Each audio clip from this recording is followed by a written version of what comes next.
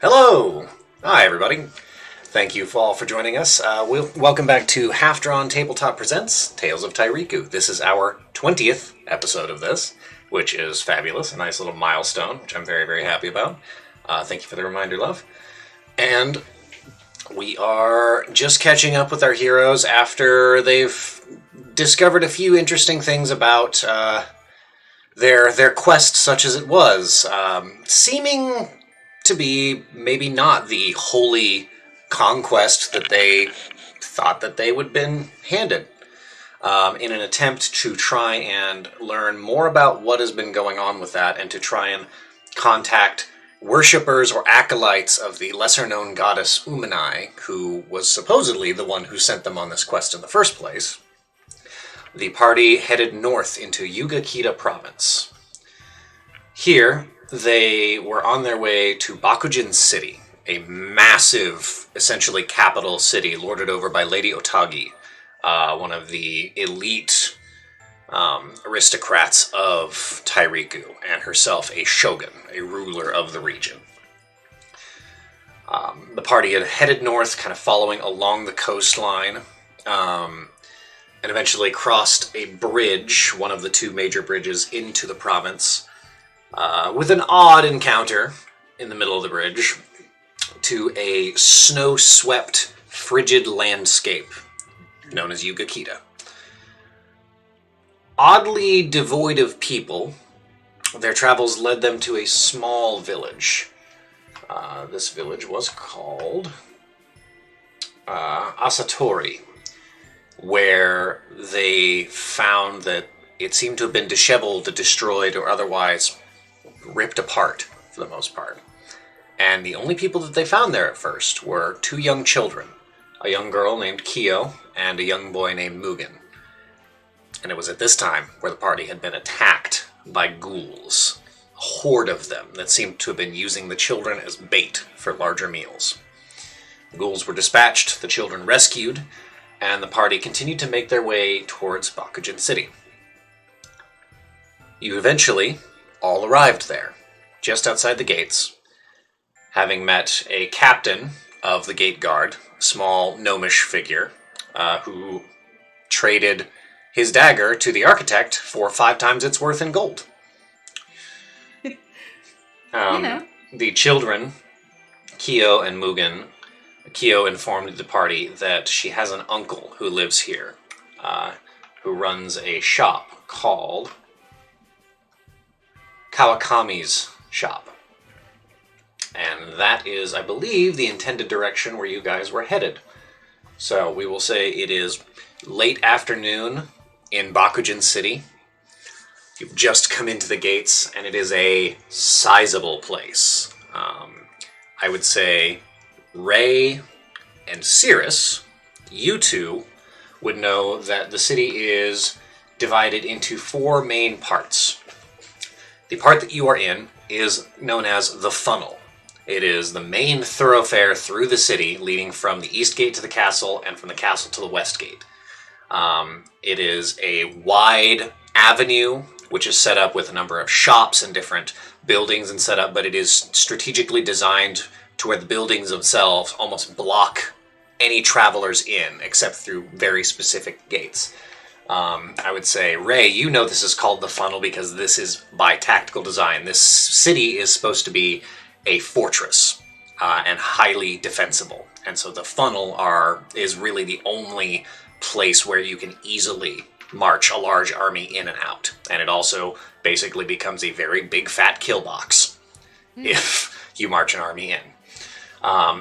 The 3 main districts of the city are the Castle District, which is built behind a separate inner wall that is heavily guarded. You all can see the castle rising even above that innermost wall a couple of miles, or probably 2 or 3 miles into the city. Pretty decent distance. There is the inner city, which is where the majority of the population and businesses exist. You find it about halfway along your trip through the Funnel, where the interior kind of opens up through major gates to where most people live and businesses occur. And then there is the outer city, which is the city built just within the walls itself.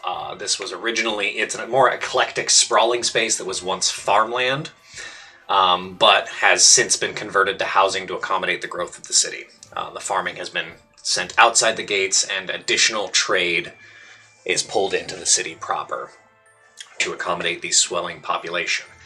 And on the topic of swelling population, the first things that you notice as you guys are making your way in is there are hundreds of people kind of milling about in the streets. Most of them look pretty well disheveled. Several of them seem to be carrying as many belongings as they can on their person. There's a heavy presence of guards here that seem to be trying to keep things organized.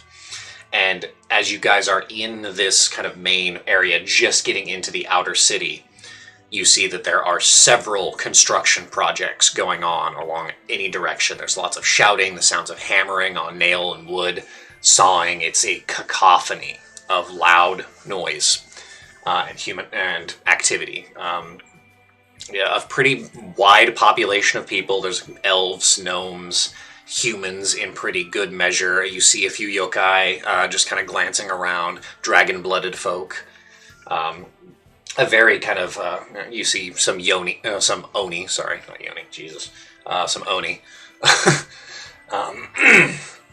as they kind of meander around. But all of this implies, to those of you who are smart enough to recognize, you instantly get the sensation that this city currently has an influx of refugees. And so, my party of intrepid adventurers, what would you like to do?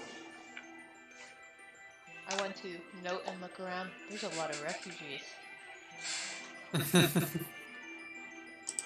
You ain't wrong. Well, the country is being attacked by ghouls, so makes sense. Makes sense. They could just stay and kill them, but... I have a feeling it might have something to do with our quest.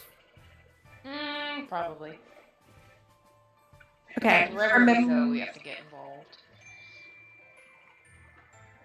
For memory's sake, did we deliver the kids back yet? You have not, no. You just got into the city, and the kids, particularly Kyo, she is the elder of the two, had said to you that her uncle runs a shop in somewhere in the city. She doesn't quite remember where, because she admittedly has only been once, but it is called Kawakami's shop. I should figure out where that is. Yes. Okay, whoever would like to helm an investigation check to find it, or a diplomacy check if anybody wants to try and ask around. I have 8 investigation. Go for it. Anybody else? Mine is terrible, so... I ain't smart. It's less about who has the best stat and more about who wants to do the role. Yeah, I was like, I have a 9, but I'm also fine passing up this investigation. I have 9 persuasion. Yeah, if you want to try and persuade and talk some people into pointing you in the direction, you are welcome to do that. Persuade. No, Fuck the shop. no, hold on. The best way to do that, I want to, hold on. Or where are we right now? Are there any other shopkeepers, guards, anything? Plenty. As you've just kind of come through the main gates and are glancing, you see the castle ahead of you. The funnel, such as it is about 80 feet wide, almost 100 feet across. It's pretty broad. And then there are just people. You see construction projects to the left and right of you. There are milling about hundreds of people. You see probably 24 guards that you can just kind of spot out who are just trying to keep things organized. You see like food trains kind of being passed up and down, somebody walking up and down these rows and masses of people handing out water or food, etc. Right. Important note, you notice that there doesn't seem to be any despondency amongst these people. They look obviously like they're carrying all their goods and their stuff, but you don't see what might be typical of a city bum rushed with people, where you see dirty people sitting and hungry waiting for food. This seems to be a very organized effort to keep these people fed. And as you can see, these buildings, fantasy universe. Yeah, well, you see these buildings are being put together pretty rapidly. It seems like a massive construction project, and you see several people being spoken to by the guards, and then having their stuff taken willingly, and then giving them specific tools to begin helping with the carpentry and masonry necessary. So there seems to be a massive building project going on. Everybody works together at Camp Rafugi. There you go.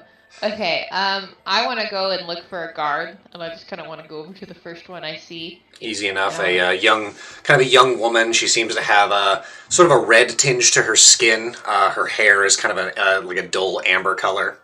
As she kind of turns to you and looks. Swagger my way up, hand on hilt. You woman, I need to know where the shop is and roll. Would it be intimidation or persuasion? Because I can do both. Are you trying to be a dick, or are you just trying to be like, hey, pay attention to me, listen to me? Yeah, let's do pay attention to me. Okay, do persuasion. Right now. I need you to tell me where the shop is and take us there. 27. 27. She kind of looks you up and down and goes, oh, of course. Kawakami's shop, yes. I believe it's in the inner... Yes, that one. It's in the inner city. She kind of seems to mull it over in her head, and it's in the inner city, the northeastern portion. It's actually not too hard. You just follow this lane at the second gate, take a right, follow that thoroughfare about 3 blocks, and you should see it. It's got a large sign. Thank you. Yeah, of course. Right. Hey, kids, I know where the shop is. You see Kyo and Mugen's faces both kind of light up. Opportunity to see family for the first time, and you only know how long. Probably about a week or so. Yeah. A little bit longer. Alrighty. There's Lacey and her grumpy face. We love her grumpy face. Did the rest of you catch where we're going? Yes. Mm-hmm. Alright, well, let's go. Are you guys heading straight there? I think so. Yeah. I think I'd that's say so, good. yeah. All right. As you make your way further down the funnel, you find that second large gate. It is not in the Torii gate style, but just a kind of a traditional stone arch, heavily reinforced with painted wood and other bands of heavy iron. As you're traveling, this city is impressive. It seems extremely well built and well organized, as if it was planned from the get-go.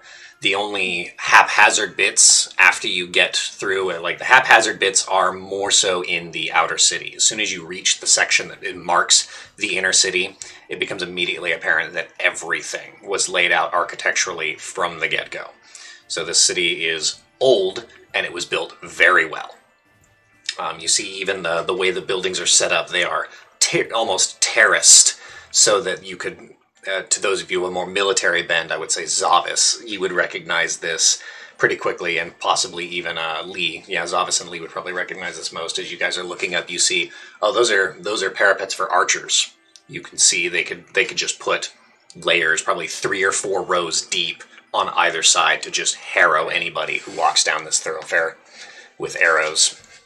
And you have that one crystallizing moment where you're like, yeah, this is a funnel of death. I see it's named appropriately. I will remark about this is a funnel of death. Let's not find ourselves stuck here on the receiving end of arrows. Yeah, but you guys do find that... I don't think it will matter unless we plan on invading. You do find that that second gate on the do you right. plan on invading? He doesn't. Don't plan on invading, Zavis. He literally doesn't say anything. He just kind of kicks a few rocks, keeps walking. No one ever lets me invade. Just want to conquer shit. It's not like I'm an oath of conquest or anything. Point of order. You guys are just kind of walking casually. Any sort of urgency?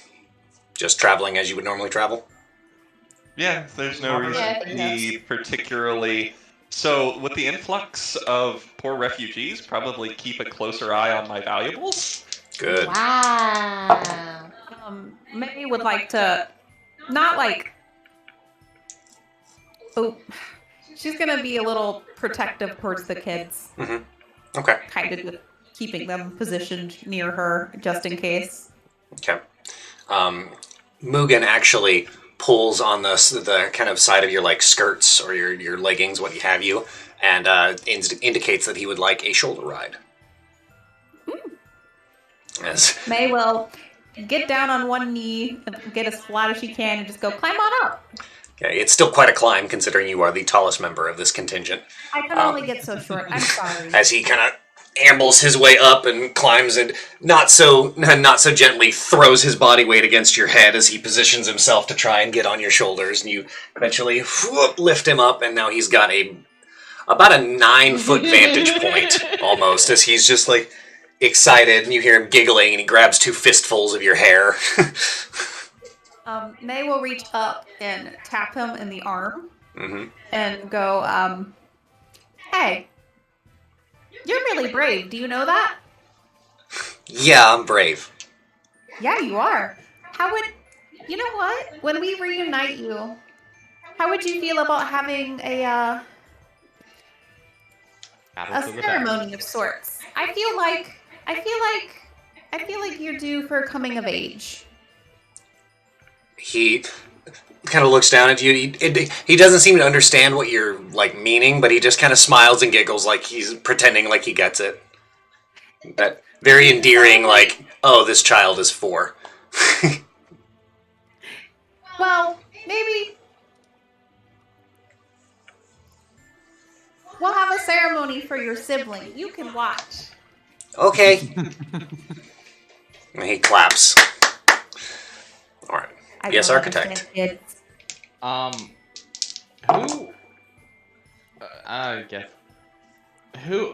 wants to look around and see which one of the party members has the spear. Glancing around, it is, I believe, Cirrus who has it. Yeah, but it's not my inventory / equipment. I never. You can add it. It should just be the 7-branch spear. It should show our up. neighbors are sitting on the porch drinking. So, unless this is like Dark Souls style, where when not in hand, it vanish, I would assume it's strapped across his back or something of that nature. I mean, Cirrus, how would you think you would carry it? Well, I'd like to. I don't see it. Is the thing. Let me see if I can link it to you. Okay, yeah. You should be able to go into your character sheet and then go to equipment and manage equipment, and then just type in 7-branch spear. But let me. Picturing a Furbolg bending over makes me think of a mystic from Dark Crystal. Yep. Just like standing up normally. Very much so. Oh, I've got it. Okay, good. We got gosh. Yeah. So one moment. If it's better than my staff, then I'm gonna have it equipped. If it's not, then It is better than your staff. Yes. It is. Okay. For just raw damage output, probably, yeah. It is quite an excellent weapon. Yeah, then it is just across my back, where I would typically have my staff equipped, essentially. Probably just kind of like slotted in where the staff normally goes, because it's essentially the same style of weapon. Right. Yeah. Ark will approach Cirrus then and get close enough to like give a message, but not close enough to like feel his breath on Cirrus's neck, because Ark ain't no creep. And then he's gonna stumble and accidentally get that close because it's a crowded place. Right. But he's gonna tell Cirrus, hey, you're gonna want to keep an eye on that. There's a lot of people here.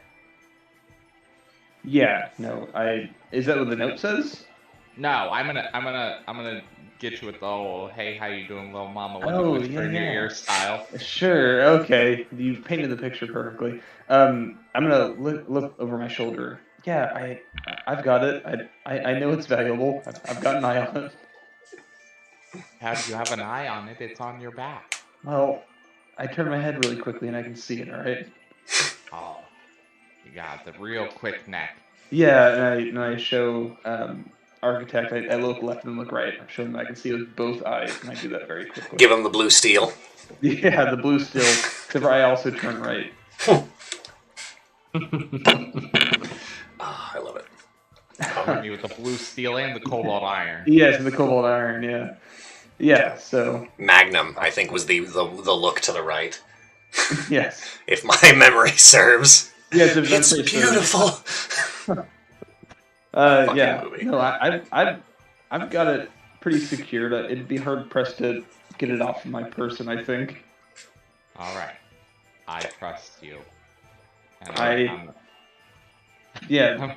nod my head and also think to myself, that I've seen you with. So just and remind me of this, because this is the only knowledge that I have, and I'm retaining for whatever reason, and I haven't told anyone yet. But that Architect's eyes had gone blank or black for like a solid moment. Well, when he had originally touched the claws of Orochi, his eyes had flashed purple, and then he tried to kill May until Yukio lopped his arm off. Well, there was a moment where Sirius noticed like the red tints to Ark's eyes. Yes. That's what it was. That's what it was. Yes, there was just a brief moment of that red. And that's kind of preceding the dream that Architect had. Correct. I think, if I remember correctly. Okay, so that's the only knowledge that I have. So in my mind, I'm thinking, yeah, I'll watch it. I'm watching out for you, pal. Okay. Let's see. Rescue some children, almost die, and You I'm know, the one that can't be trusted. hey, I haven't said anything yet. So. All right. You guys make your way through that second gate into a, I would say, a middle-level wealth area of town. There's several decent shops. It's nothing like super fancy, but it seems like a lot of like good, honest trade work happens here. A lot of like kind of like materials and crafts shops around. And eventually, after going about 3 blocks, you see kind of up on your right-hand side a large wooden sign that just has written in kind of a very like nice, like heavy, what is it? What's the calligraphy? A very like heavy calligraphy style hand Kawakami's shop across a large wooden placard that sits atop a tool supply shop. Let's see, there's one glass, like proper glass pane window in the front where you can see through, and you see there are just tables and benches just littered with various things, and you can just see a figure on the inside of the shop kind of moving around in the background. It's not the busiest area of town right now, but it's still busy enough. There are probably 2 or 3 dozen people just kind of milling about, doing their thing. You see some people are maintaining the fronts of shops, some people are building a few things here and there. There are a couple of hawkers trying to sell wares going up and down the street, like street vendors for food and just knickknacks. But you do see Kawakami's shop. It seems we've arrived. Yay. Both of the younger children they get excited, and then you hear Mugen on top of May's head get excited, and he like lifts and pulls on her hair a little bit, and just is saying, "Uncle Boko! Uncle Boko!" As you set him down, he immediately takes off, full sprint. Kyo quickly catches up to him, and I imagine the rest of you follow. You're probably only about 30 or so feet from the shop, so it's not like they're going to get trampled by horses at the last second. I'm not that guy. I do want to make sure he doesn't go in before we're there. Okay, so you catch up to him and be like, hold on. All right, you guys find your way to the front of the shop. As the door opens, you see a heavy-set, pleasant-looking man in just kind of a faintly dirtied smock with kind of a vest, a short sleeve, like hoppy coat over the top of it. Kind of the twisted braided headband that he's got with his hair pulled back, and he's currently working. He's got kind of a heavy mustache and little goatee thing going on. Very like pleasant, full, like happy face and full cheeks. As he's kind of just working. He's about average height. As he's working in the middle of something, and kind of looks up and looks over at you. You can see just the bit of scruff in his beard and whatnot. Like he's needed to shave for a few days and just hasn't gotten around to it. And he kind of squints and wipes his brow and, "Can I help you?" You wouldn't happen to be Uncle Boko, would you? And then kind of gesture to the children. And he looks over and goes, he lights up and immediately drops his tools and just comes around the side of the counter and just goes over. He accidentally knocks something off the nearby table. Doesn't give a shit about it as he just kind of runs over and immediately drops down to his knees and grabs both the kids in a huge hug. And you see he's got some tears kind of rolling down his cheeks as he just begins sobbing. I think that was a yes. I would say so. Or I hope so. The kids immediately begin crying because Uncle Boko's crying, and after about a full minute of crying... Were they crying from the trauma? Yeah. Boko kind of regains his composure, and I'm so sorry. We haven't heard from the village in several days, and with everything going on, I thought everyone was gone. He kind of looks and he kind of covers Mugen's ears for a moment in kind of like feigning a hug thing and goes, I imagine that my sister and her husband are no longer... And he just kind of leaves that to hang, looking at you. Just nod. Another tear, he just kind of wipes it away and goes, well, we'll deal with that in due time. And he just kind of looks down and gives the kids another huge hug, and then goes, go on, into the back room, into the back, as he kind of ushers them slightly away. They both they go, and then stop for a moment, and both kind of turn your direction. Kyo is kind of giving you a very, intelligent, long look, like she's got a lot of feelings that she wants to say. Mugen, after kind of wiping the tears off of his face, he looks over and looks at Zavis, looks at Architect and looks at May and goes, thank you! And kind of waves his hand above his head and then just toddles off. And then Kyo kind of nods and says, thank you. And then she goes to follow Mugen as Uncle Boko Kawakami, turns and kind of wipes his hands off on his smock, a little greasy, and takes his greasy smock and wipes his face and leaves a little grease on his face, but doesn't seem to notice. Is he? Thank you so much for bringing my family to me. I'm so sorry. My husband and I will take care of the kids, obviously. I don't have a lot of money, but is there anything that I can do for you as in form of gratitude? Is there any way that I can thank you? Yes? May? I have no desire for anything for myself, but I can't help but shake the fear that bringing them here could have led to anything following them here. If you would, could you permit me to do a ceremony on the older one that will give them a little bit of an advantage just for a day or so, just in case trouble comes looking for them? We don't have to tell them it's for what it is. We can make it a big, pretty ceremony and say that, I don't know, it's because she's of age now, and she's an adult, and she's brave, and she's faced things, but I just want to make sure that they're safe while we're... His expression grows a little cloudy as he begins kind of searching your faces, worried something might follow them. I don't know that anything would have followed them, but we did bring them from a very unsafe place, so it's more probably me being neurotic, but... I don't think anything will...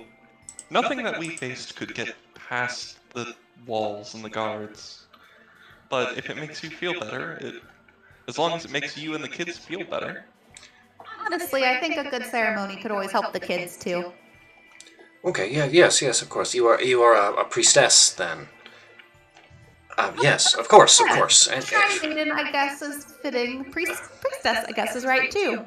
Okay, yeah, of course. If you would like to perform a small ceremony, you're more than welcome to. I have a small sitting room in the back that would work fine for our purposes. Perfect. May will look to the left and to the right and just whisper, Kodamas, can you find some flowers? Something.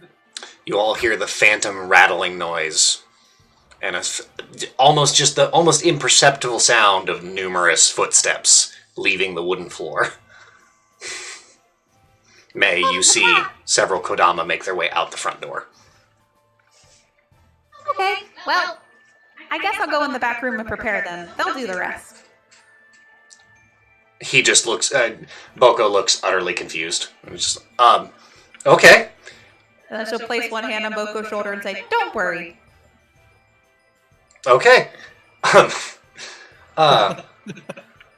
Well, welcome to Kawakami's shop. I am Boko Kawakami, and I apologize. I sell primarily tools for crafters. I make the tools for people to make other things. And as you kind of look around, you see a lot of the odds and ends are kind of odds and ends. Like a lot of the tables, it looks like things are spaced out to try and make the tables look more full than they are. And he goes, I have been very busy these last few weeks. I'm selling out of things very quickly. Lots of construction going on. But you are welcome. I don't have, unfortunately, enough room for all of you. It's just me and the husband and now the kids. And just 2 rooms and then this one. So,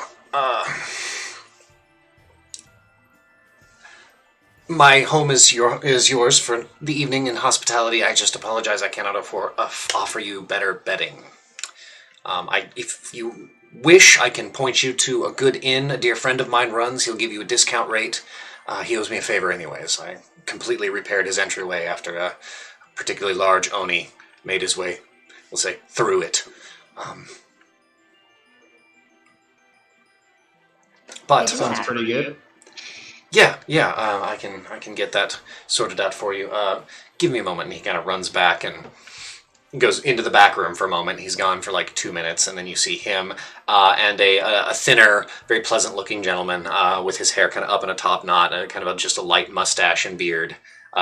Comes out. He's got like a pair of just very light little glasses resting on the end of his nose as he wanders out and smiles and gives you a nod. You see his kind of half-elven ears perked up as he says, and waves and says, "Hello, we'll get to meet later, but thank you so much." And then he takes a small paper, like a folded paper, and makes his way out the front door. That's my husband is going out to relay the message.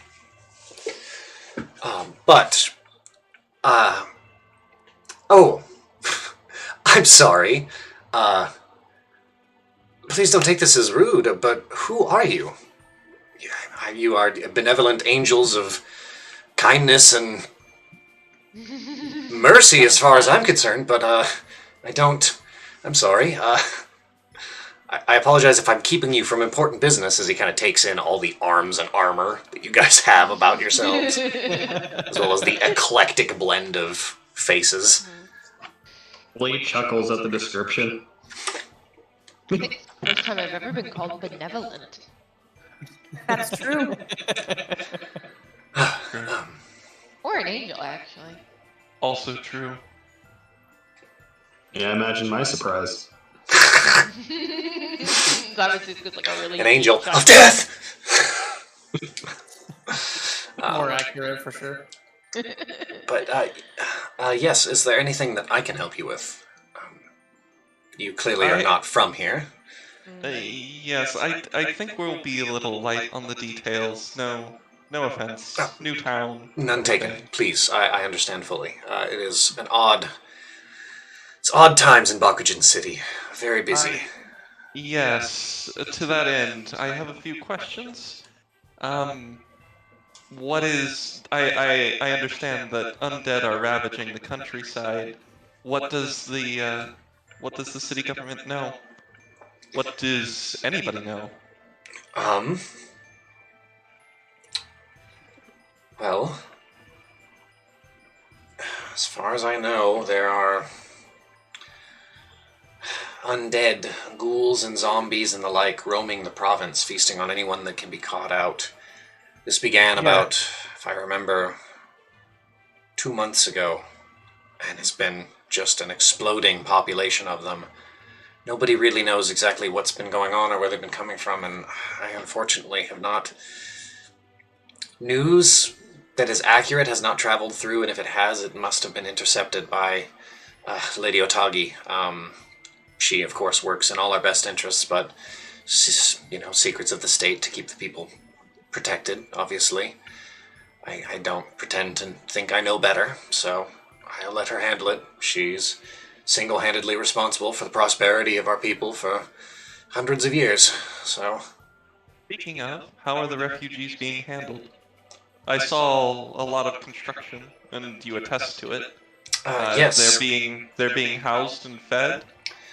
Indeed, yes. There is a mass construction project going on. The Lady Otagi has ordered the construction of tenements to house the refugees temporarily. The local members of the shrines, our priests and such, are working around the clock to conjure up food and water to feed these many mouths who once sustained the city. I don't know how long that'll last. It seems a very taxing business, but they're being well cared for, as Lady Otagi seems to be trying to organize. Just keeping the people alive. Are the guard keeping watch to make sure that they're not taken advantage of? In situations like this, historically speaking, refugees are not often treated well. From what I know, Lady Otagi has been treating them well, but I truthfully wouldn't know. You'd have to go out and probably ask around. That's unfortunately as much as I know. I've had to keep very busy just to keep up with the demand for tools. I haven't hardly gotten to see another soul outside of my husband in a few weeks. Fair enough. I suppose on a more personal note, well, before that, would there be a way which we could beg an audience with the lady? Maybe? Or an officiant. You could probably ask around. Again, unfortunately, I'm just a humble toolsmith. Yes, I was assuming you interact with some form of government official at some juncture. Only recently, actually. There's been one state-sponsored carpenter that showed up and gave me a veritable book of needed tools as a shopping list, and I've been chipping away at that. There's a lot of masonry work on there, so chipping is apt. Yes, trying to work my way through that list. I saw him once about 3 weeks ago, and then I just set a box of tools out in the morning, and somebody comes and picks them up and leaves me coin, and I get back to my work. That's fair enough. Perhaps we can just approach a palace? Yes, the castle. Castle, there we go. Perhaps we can just approach the castle and see how far that gets us. Give them our bona fides. Yes. We were considering doing away with any of our previous discretion anyway. Maybe we just announce ourselves and proclaim our importance. We'll think I of don't that. see that yielding good results. Well, we said we wanted to do away with discretion and make ourselves known to some degree. I thought that was less bellowing our presence as ceasing efforts to conceal it. But regardless. Yes. On a more personal note, who were your brother and sister? Yes, my and at this his face kind of drops to a low, sad cast.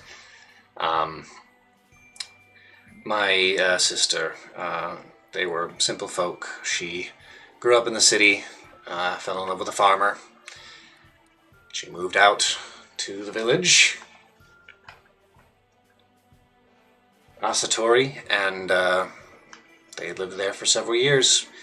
They had a daughter, Kyo, pretty quickly after she moved, and then Mugen came along several years later. Just simple folk. Farmers. Good folk.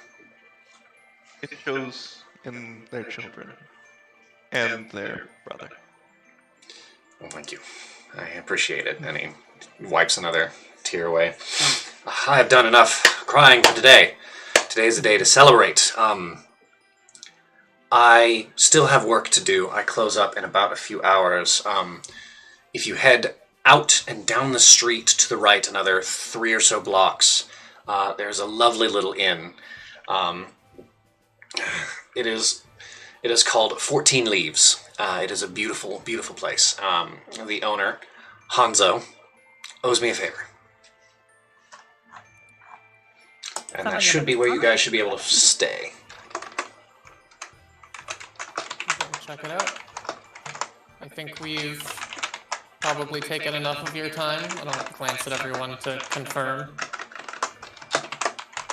But please do return this evening, and we will have our ceremony and some dinner ready for you. Yes, May? Never mind. Okay, this evening. We're good. We're good. Yes.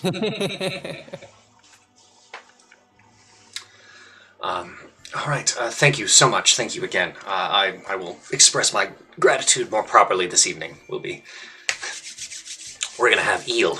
Oh, I haven't had eel in so long. Oh, sir? Yes? Do you mind if I leave a couple of my companions behind? They have things to rehearse. He just kind of looks over the rest of the party. Oh, no. You know what? Just ignore it. You won't even know they're there.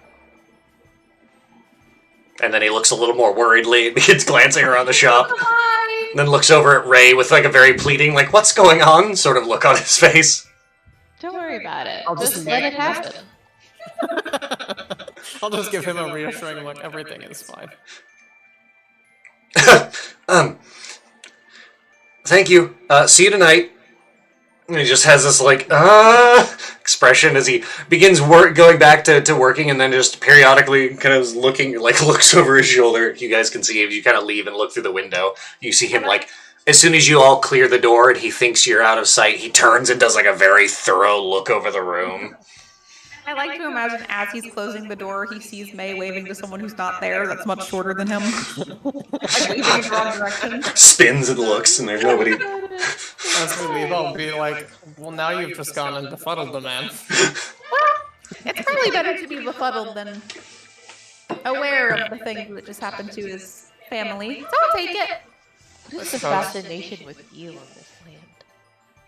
It's delicious. Hachi turns to you. Unagi is one of the tastiest things. See? What's wrong, Zavis? Does eating it make you ill? Oh, I'm sorry. Architect, your bang finger falls off. So your back When you have falls off? bang finger, the finger that shoots the little bang flag. Yep. He took his whole back. You have to quickly reattach it. He just kind of looks at Architect and...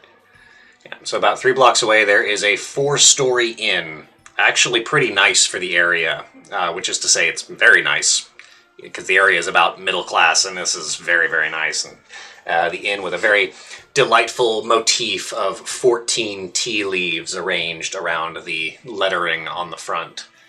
4 stories. And it's gorgeous. What are you laughing at? Nothing. Oh my god. Oh, You can't God. return me! It's in the chat. If you want to divorce me, it's fine.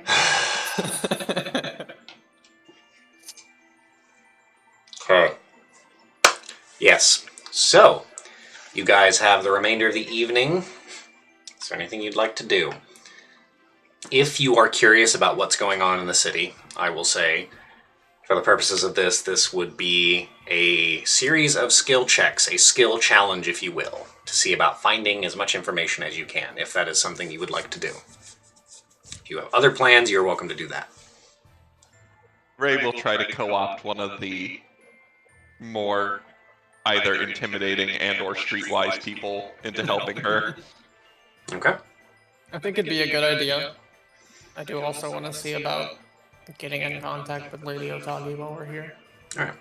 So, Would it be that hard, Ray? tell me what y'all want to do and tell me what skills you think are applicable for this. Let's see what you guys can get. Sorry, what was that, Heather?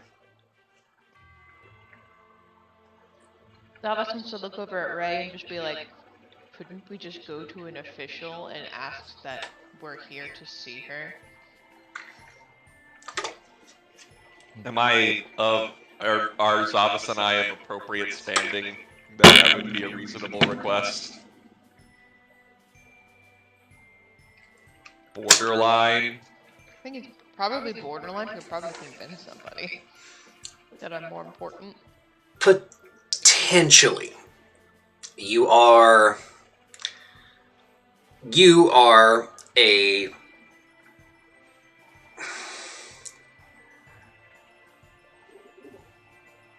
You are from a family of pretty high nobility. Your specific position within that family does not wield a whole lot of authority. And you are also technically from a rival court. So...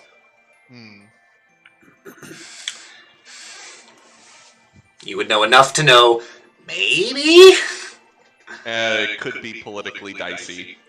Yeah. It would most likely be dicey, but that could fall in your favor or not, depending on how it goes. So, and that's if she even chooses to meet with you at all. Yes, you do. I've been here and done work here before. Would I know if I would be able to kind of swing my influence and... You would not. At a meeting? Okay. Didn't think so, but... You more often than not actually run kind of rough against guards, because you and your people show up, do their thing, there's often property damage, and then you're gone. Fair enough, but I mean, I was hoping maybe an official had requested a job and I could just be like, hey. But that's totally... In recent memory, no, but not to say that it hasn't happened before, just not in recent memory. I say we go on a information gathering expedition. Yeah. Oh, you're good. May's gonna address the group. Talking is hard, and just go. So obviously, I don't live in cities of this size. Is it normal for there to be so much construction in such a short amount of time that tool shops go out of stock? Is that something that is weird to us, or is that... That is it's not unheard of, no, but typically it's either refugee influx, sudden influxes of population can be taxing on a city, and more often than not, the newcomers get blamed instead of the creatures actually responsible. Considering the situation, though, I don't think it's all that out of the ordinary. Okay. I know sometimes I need to do construction on my own shrine, but it's usually just me with a board smacking another board until it goes into place. So I don't usually use tools, and I don't know how many are normal. That makes sense. I love May, our little feral child. Lord, she not bright, but we love her. I've said this before, but I wish bimbo didn't have such a negative connotation, because himbo has such a positive connotation, and bimbo is the female counterpart to that. Mm-hmm. I know, it's not fair. Because it's mean to say May is a bimbo, but she is. She's very sweet and not very bright. Can we go with Shimbo? No. Shimbo. Fimbo? Fembo? I practice Shimbo Weepo. Wait, no, wrong. She's the Yojimbo. Oh my gosh. She is the mercenary. Oh my god. Right, yes, so... so, who's got what skills and what do they want to put to use? Information gathering. Does anybody have Streetwise? Or, no, that's not a 5th edition thing, is it? There's a possibly background feature, depending on what all your backgrounds are. But, because backgrounds are important in this game. They just don't come up as often. What the fuck did I make my background? Would I know of any operatives in the city that I could contact? I guess considering what just happened at the castle, that's kind of a reach. Normally, yes. Right now, no. Yeah. Okay. I mean, I could see if I could speak to any of the other guards in the city. I might have more respect there than. So what skills do we want to use, y'all? I'm Big Brunk. I want to be intelligent. Okay. What kind of intelligence skill are you using, Architect?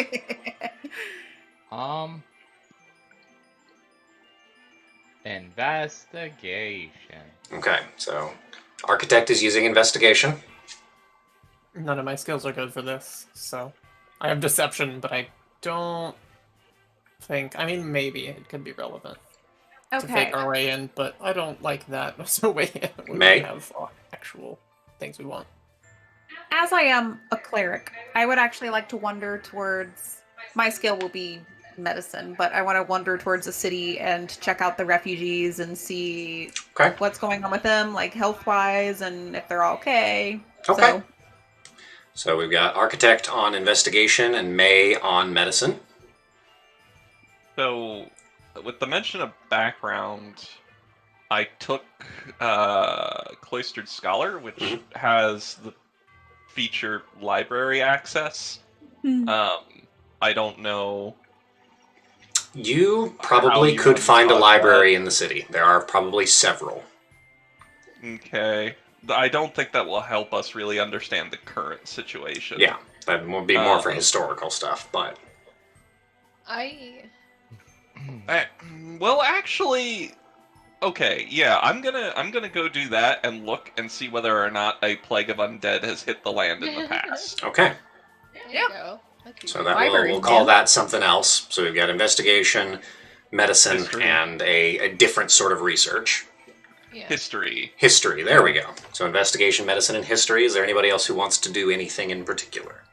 Yeah, I can go to a guard and try and see if I can convince a guard to take me to someone of a higher rank to take me to go talk to the big lady. Persuasion, then.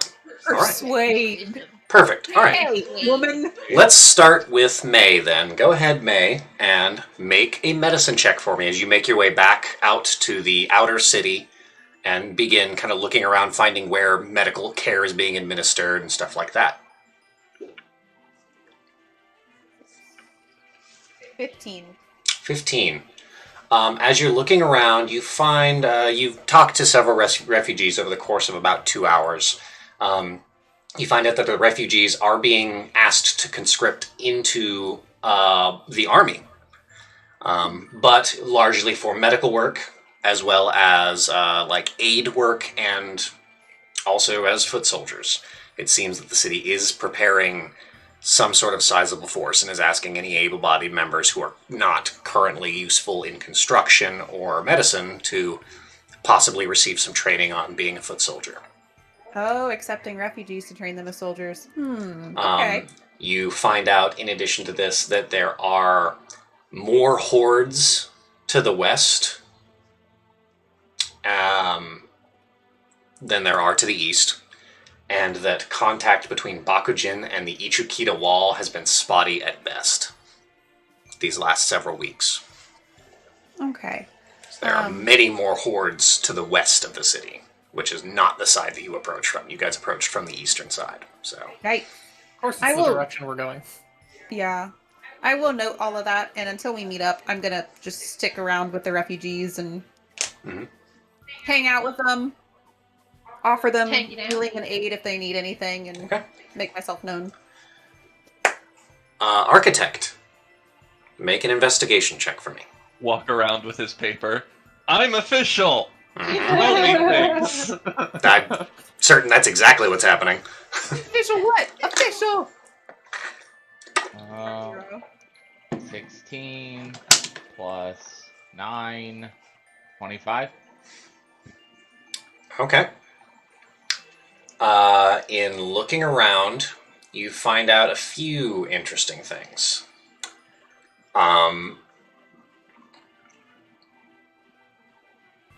You know about the ghouls. You hear a lot of what May has heard.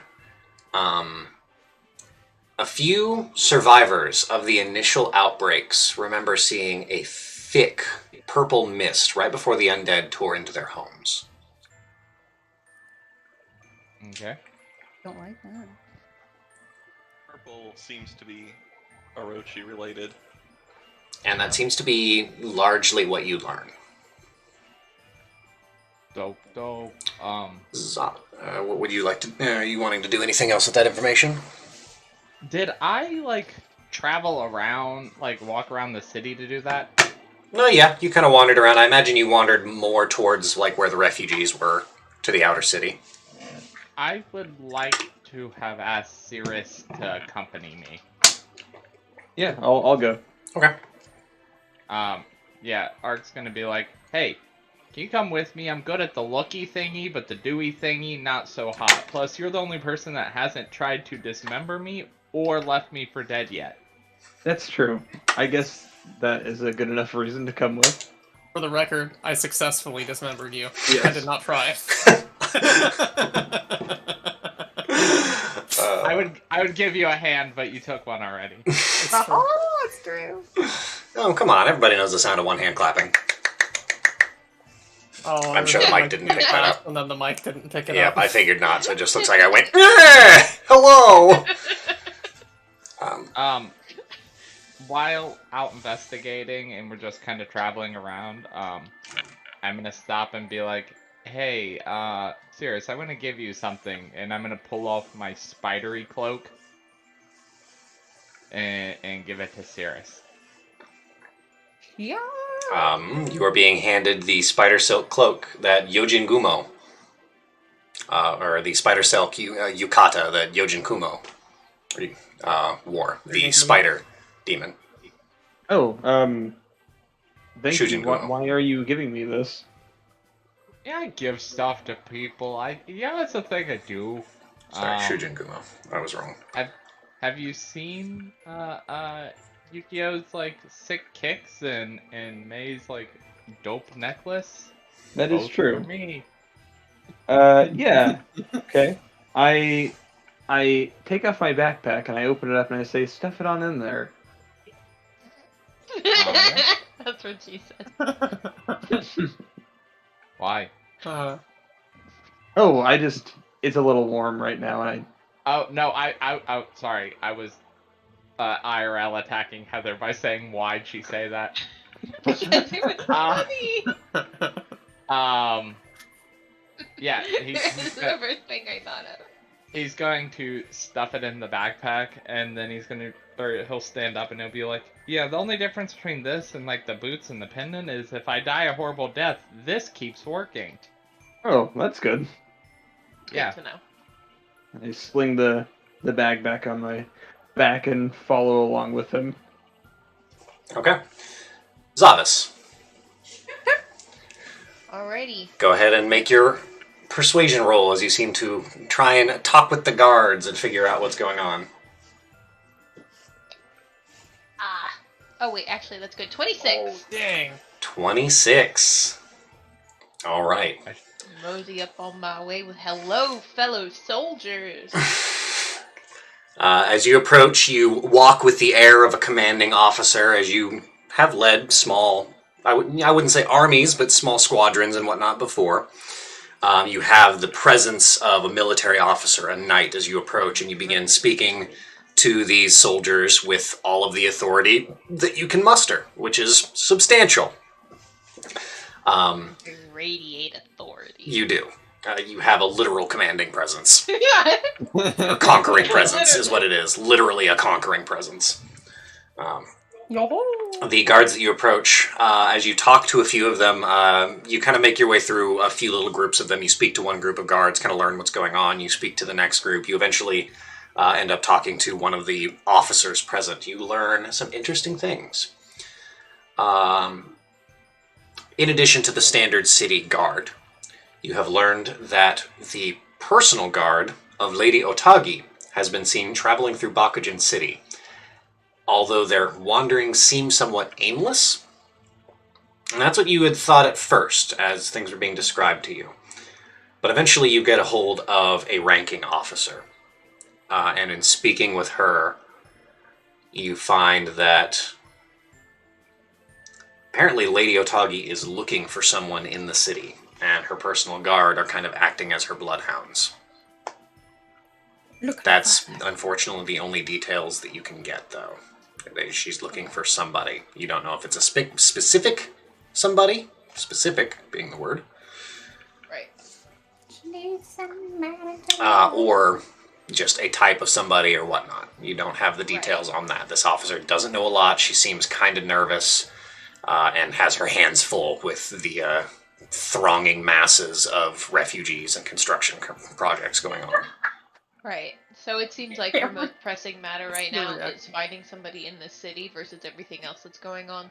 Yeah, it seems Lady Otagi's personal guards are looking for someone amidst all this chaos. Okay. Pretty well organized chaos, admittedly. Like looking around, you're like, this is an impressive, like, civil response to a pretty drastic situation. You immediately kind of garner some genuine respect for Lady Otagi. As far as like rulers go, she at least appears to be very on top of things. Mm-hmm. She seems to really genuinely give a shit about her people, as evident by the immediate and significant response to the influx of refugees. Right. Unlike some people. Looks at US menacingly. Yeah. All right. Is there anything you would like to do with this information? I would probably just, thanks for the information and, okay. A little small talk with soldiers and then go back and find the rest of the party and kind of relay what I found out. Okay. Ray, as you kind of mill about and find your way through the city, you eventually find a pretty decently sized library. It is one of the Bakujin City official libraries. A very large place, probably 5 stories tall, filled to the brimming with books, scrolls, parchments, whatever you may find. You speak to the curator in the at the entryway, and they kind of review. You have some official patents that describe who you are, and after reviewing that they are appropriately in order because they are stamped with an imperial seal and that is still recognized and respected within this city, even if there is quite a bit of anti-imperial sentiment. You definitely see the recognition of your official status as a member of the imperial court and are allowed in to do whatever research you would like. Okay. History check then? Alright, go ahead and make a history check. That's gonna be a 23. 23, very nice. And what specifically are you looking for? So, my initial line of inquiry will be, has this happened before? Has this province suffered under undead hordes sometime in the past? Okay. In your research, which takes you a few hours, you begin studying the history of Yugakita province as a whole, and specifically the history of conflicts and other such major events. You don't find any evidence of any mass undead presence. It's odd. It seems a very uncommon... The only mention that you get is an old document that just kind of offhand mentions something about Orochi, the great demon dragon, being able to summon hordes of undead. But that is just an offhand mention. Other than that, you don't find any evidence that this has happened here before. At least not in written history. Yeah, that's enough for me to be like, yep, it's a peace thing. It's not necessarily, and I don't know if you want a separate role for this, but having garnered that information, I would be looking for recent records of anybody who was, like... There's a chance that the piece is just doing it itself, but it could also be one of the, like, the situation with Yukio, where somebody's gotten... a hold of a piece. A hold, and is using it to do a thing. So, maybe just political tensions, who might be trying to fuck over this entire province. I won't have you roll separately for that. I will tell you that the standing opinion of superstition, although none of the currently working like curators or librarians will admit to sharing this opinion, but there is a sentiment that this might be something done by imperial subterfuge, because there is a heavy anti-imperial sentiment throughout all of this province and this city. You learn very quickly that many people believe that Lady Otagi should have been the next emperor, but is not the next emperor, and she wasn't the next emperor the last time that the emperor was chosen. So, and this region has a huge. This region has a long-standing, basically since their founding, between Yugakita and Ichiko province. There has been a constant feud between some of the major families there, hence the building of the Ichikita Wall. There has been small-scale wars, but small wars and battles that have happened back and forth for the first several hundred years of Tairiku's existence after Orochi was defeated, until eventually the Ichikita Wall was built to separate out the two provinces, and then slowly relationships had been rebuilt in such a way that people could participate in court and do trade, but there's still a very heavily anti-imperial sentiment running through many of the people that live here and have lived here for generations. No, that's common knowledge in the court / It's common knowledge in the courts, and you do find it amusing that a lot of people might think that this is done by imperial subterfuge and sabotage. Well, we do know of elements in the imperial court that are. I would say throwing things into chaos. 6 months ago, you would have scoffed at the notion. Now you maybe are not so sure. I'm gonna bring that up, especially when we rejoin and I learn that the personal guard is looking for somebody in particular. All right. That seems to be what all you find out. A few hours pass, and you all eventually reconvene at Kawakami's shop. Or do you meet at the 14 Leaves first? Probably 14 Leaves before we head over. Yeah. You meet at 14 Leaves. Is there any information that any individual is choosing to not mention, or is it all out on the table? Yeah, I'll put it out. Okay. I'll whip it out and lay it on the table. Yes. Same. As you guys all present your information, you are all brought up to speed. Everybody is well aware of what's going on, so that will be no barrier to knowledge here. Is there anything you would like to do before heading to Kawakami's? It's close to dusk at this point and about the appointed time. I don't have anything. Yeah, I'll ask Lee whether or not he would know. I know he wasn't particularly aware of what he was being used for, but he might have some knowledge of. He might have some knowledge of somebody who might be sent to cause this sort of disruption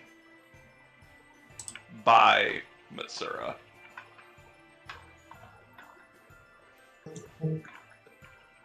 Should I make a roll or something? Pardon? Should I make a roll or something? Yeah, go ahead and make a history check, I would say. Make a roly-poly-oly. With advantage. This is specifically in your area of expertise. Oh. I got a 10. A 10. In thinking back, the only person that you can think of that you might suspect for doing something like this would be Sanemoto, which most of your suspicions nowadays lean that direction, where you think Sanemoto and Mr. Matsura seem to have at least a hand in most of the ill things that have been happening lately, or at least some of them. But I will give you this. In the time that you got to interact with Sanemoto, there is something odd that you're just now kind of remembering and putting together. Sanemoto... You remember the second time you ever met Sanemoto, your first thought was not, oh, it's Sanemoto. But it was, does Sanemoto have a brother? And then that thought quickly was banished as you talked to who was the same person, Sanemoto. But every time, you did not meet them many times, but every time that you did, you just had this weird, very subtle nagging sensation where you're like, they're different in some small way every time you've seen them. Do with that information what you will. Okay. And that's the advisor guy, right? That was one of the members of the Order of the Dragon. Mm-hmm. Yeah, it's the one who basically took me under his wing and put me on tasks outside of the Empire. I'm just making sure this is the guy that I was already suspicious of. Right.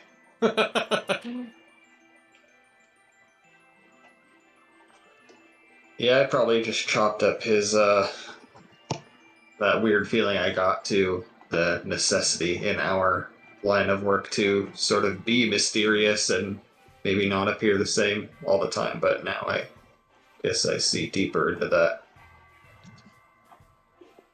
which I will express to the group. Okay. Yeah, he's the only one I can think of. Well, let's go perform a ritual All right. on kids. Indeed. Now, I want to ask, do we want to take a break right here, or go through the ritual? I'm cool to go through the ritual because then I'll probably have to head off to bed. I don't plan on doing super Okay. detailed. Let's do the ritual then. I'm just knowing because I will need a bathroom break in a moment. So, Something clericy I wanted to do. okay. So, as you guys make your way back to Kawakami's shop, you enter through the front door sorry, wrong document. Boko kind of ushers you through the front door and says, yes, good, and kind of leads you back to a modest sitting room behind the shop itself. As you kind of enter in, it's a kind of an open space where you see there's a table to one side, just normally set for two, but it's been kind of set up. There's a large mat, like a good rug that's been rolled out in the center with a small end table where food has been kind of piled on and plates are kind of resting on the table and then on a couple of boxes that have been dragged over and had some cloth thrown over them to make them look a little bit fancier. And there's a decent spread of food. It is, again, modest servings. The food is decently tasty. There's a little bit of wine and sake presented. These people, Kawakami, Boko and his husband do live pretty modestly, but they're pulling out as many stops as they're capable of. And you see the place has been spruced up. There's a lot of fresh flowers around. Boko just kind of keeps looking and almost is surprised that he sees another flower just laying somewhere, and he's just he looks like he tried to gather them up and put them in a vase and then just kind of gave up after a while. So there's one overstuffed bouquet in a vase and then just flowers kind of just everywhere. So he goes, good, you're back. And he looks directly at May, looking up and goes, what did you curse me with? Oh, with friendship. Friendship that sometimes when you don't really want is still there. Like mine. Okay. And then he just gives a pleading look towards the rest of the party. You can just tell he desperately wants to know what's happening because it's all been very non-threatening stuff, but he's just so nervous because it's weird shit. I can't decide if I want to tell him or... It's up to you. I do, but I can't decide if I should. That would I don't know, ruin it. Go ahead. Yeah, Lee will pipe up and say, you're quite fortunate. You're in the presence of the greatest priestess in all of Tairiku. Ark's gonna be like, stop. Boko is thoroughly confused, and he just has that crystallizing moment, you know what? I don't care anymore. you can just see it in his face, I'm I've accepted this. And he says, I'll go get the kids. And he goes and brings Kyo and Mugen out. Everybody's served some wine and food and all that. And May, if you would like to handle your ceremony. When everyone has their food in hands, May will very promptly, like mid-conversation, just go and clap. Wow, that made my ear pop, sorry. She'll clap, and then I imagine all of the little kodamos will just kind of appear where all the flowers are, pick them up, and start doing this ridiculous, ornate dance around the entire hall. Boko jumps nearly out of his skin as he just a loud, unreserved shit as he just leaps and sees all of these Kodama, just, like 40 of them, just appear all around his living space. And he's utterly stunned as they pick up the flowers and begin doing like an ornate little like side-to-side dance. Kind of, a lot of it's kind of like hopping, and then some of them are doing like the leaf dance thing. The Totoro leaf growth thing, and they begin moving around, and you hear just the light little rattles of their little heads. I imagine as they dance, they get closer and closer to... Could you remind me of the girl's name? The older child. Kyo. Kyo?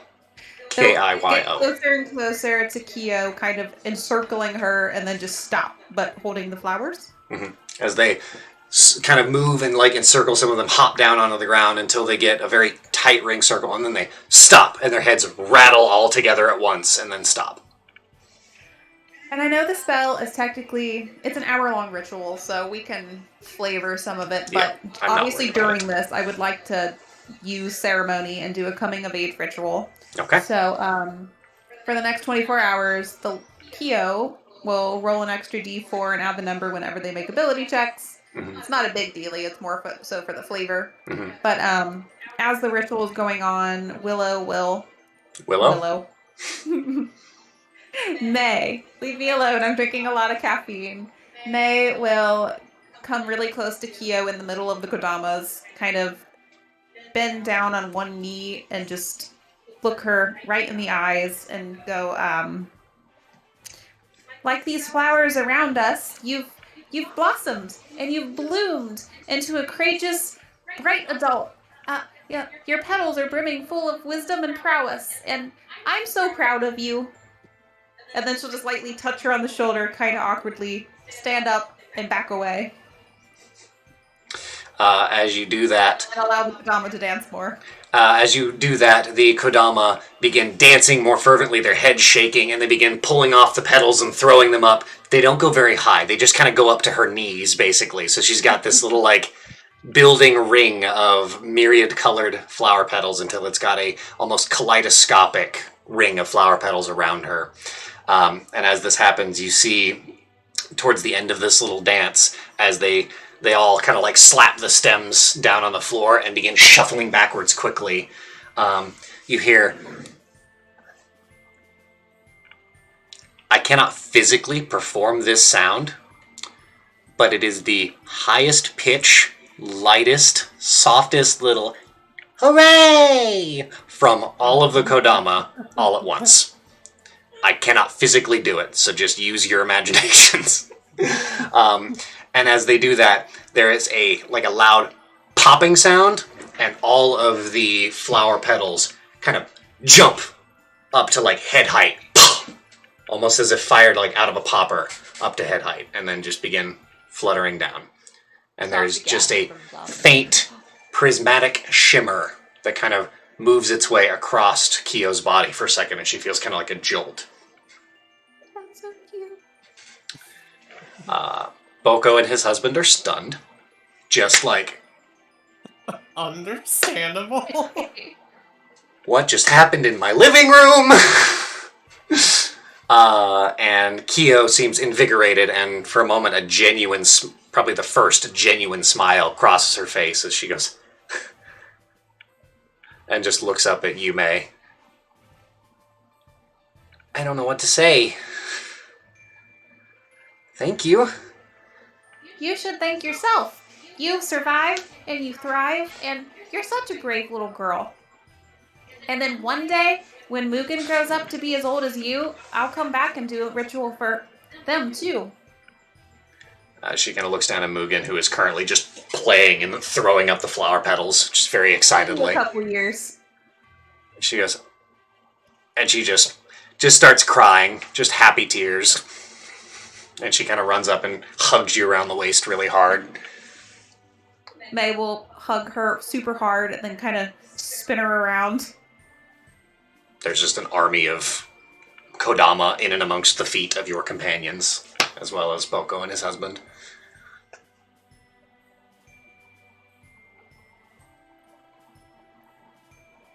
Cute. That's cute shit. It's cute Okay. shit. All right. At this point, I'm going to use the restroom, so we're going to take a break. We'll be back in 10-15 minutes. Thank you all for hanging out with us. We should be right back. All right. Hi, we're back. I actually don't know that I'm going to rearrange the cameras because I don't think any of the cameras got too fucked up. Yeah, so we're just going to be okay. Yes, so we are back and ready to get going on this. The ceremony has just happened. Everybody is celebrating and eating, and then eventually you guys are able to retire to the 14 Leaves Inn. You were afforded pleasant rooms for free for the night, although further staying within the city will cost money, but your first night is free. Is there anything anybody else would like to do in the evening or throughout the night? Who through I guess Cirrus's knowledge of the party, who can detect magic again? Who has that as an ability? I believe Ray can do detect magic, and think- Architect, I think, can as well, and then May as well. So Ray, May, and Architect. Perfect. So we're all just kind of like doing our own thing before we're like getting ready for. Yeah, time is a little nebulous. We can say at this point you can find anybody you want. Nobody's gone to bed quite yet. Okay, I'm gonna pull Ray aside for a hot moment and just be like, "Hey, let's take a walk around the market real quick." But okay. I'm kind of just like leading Ray like through the market because I know the city fairly well, right? Yeah, you do know the city pretty well, and you can kind of travel around and keep track of where you're at. Everything looks relatively the same in this area of town, at least from the last time you were here, which was a few years ago. But okay, I'm basically just gonna try to find a place that's I know it's a crowded city, but some place that we can have some sort of privacy where we can talk amongst ourselves. Yeah, you find a small tea shop with an empty corner. Perfect. I know we've had some strange times with the Architect, and I want to believe that everything's going okay with them, but I wanted to divulge some information to at least one of the party members, and maybe leave it up to you if you want to disseminate that to everyone else. And I tell Ray about the red tinge that I saw in Architect's eye after the night that we slept at the ninja's fort. Gotcha. Cirrus describes a red tint to the iris. Not quite a flash, but just kind of a quick, like, appearance and then disappearance of this red tint. It could just be a magical effect of his own design. I wouldn't be surprised. Yeah, it could be. Just some food for thought, and also just to put my own mind at ease, I take my backpack off and I take the mantle out and I ask Ray, would you mind if you ran a detection on this to see if there's anything awry with it? The cloak of the spider. Cloak of the arachnid, or cloak of the arachnidia, or whatever it is. That would probably be better if I did an identify on that. Sure. Yeah. I think that would be more applicable. Mm-hmm. Sure. That gives me all the details of the magic item. Yep. Oh, excellent. Identify and then detect magic, just in case there's like a glyph or something on it. Okay. Sure. Yeah. Tampering of any sort. We know the base, stats and whatnot of it, but in case there's something odd about it. Yep. Identify first, then detect magic. Anything up? As you take some time to kind of go through and examine the item and using your arcane knowledge and some spellcraft, you find that it is a powerful magic item. It is the Cloak of Arachnida, essentially. It is very powerful, and it seems to be untampered with. As far as you can tell, there are no extra magical effects upon it, no hidden glyphs, no strange, dissonant aspects to its magical aura. It seems just as it should be. I think I might just be a little paranoid. I should probably apologize to Architect at some point if I'm acting kind of wary around them. He was momentarily possessed by the claws of Orochi. It bears thinking about, but Yes. I don't want to ostracize them because of that, and I can get I mean, that it way. was a fairly stupid decision. Yes, it was an interesting choice to say the least. But thank you for looking over this. I was a little worried. Okay. All right. Done and done. Perfect. I pack it back up, and I guess I head back and to meet up with everyone else. All right, you make your way back to the 14 Leaves Tavern. Is there anything anybody else would like to do in the evening, or can we move on to the night? I'm good. Okay. Anything anybody wants to do over the course of the nighttime? Any reconnaissance, anything of that sort? As most of you, I imagine, begin to bed down, replenish some spells, and, just rest. I don't have anything. I don't either. Architect. Ark is gonna go for a night walk. Night walk. Mm. All right. Architect, you head out and go out the front door of the 14 Leaves. It is left propped open. It is cold here, and you see a little bit of fresh snowfall kind of beginning to hit very lightly. Yes, May? I just wanted to. Is this a secret night walk? Do we hear you? Are you trying to be? Are you trying to be stealthy or not? I'm just trying to be not necessarily stealthy, but I mean I'm not drawing attention to myself. Okay. Okay. That's all. Yeah, you make your way out the front door. There's just a little bit of fresh snowfall. It is chilly, but there are several warm torches kind of lined all up and down the city street. What would you like to do? I'm in a stroll the streets, seeming to be deep in thought. Okay. And then as I pass not necessarily a dark alley, but an unpopulated alley, I'm gonna hang a turn into it. Okay. It is getting close to the middle of the night, and so activity has died down a fair amount. It's still a populous city, so there are people that kind of move in and about the night, several guards that move around, but eventually you do find a relatively secluded little side passageway as you kind of make your way down, your feet very lightly kind of scuffling through the snow. Once I get, I guess, a good ways away from the street, I'm going to pull out the dagger that I bought from the guard. And I'm gonna fumble around with it in my hands for a minute, and then I'm going to abruptly, on the switch of a dime, just lose my temper entirely and sling it at a wall. As you kind of contemplating, seeming fairly stoic, just a brief moment, a flash of just fury as you just huck the blade as hard as you can as it goes spinning end over end and eventually clatters and bounces off the stonework nearby. He's going to, Ark will recompose himself, do a short little clear throat cough, just a quick, and then turn around and walk back. Okay. Does he pass any, are there any, homeless people or stuff on the street? Make a perception check.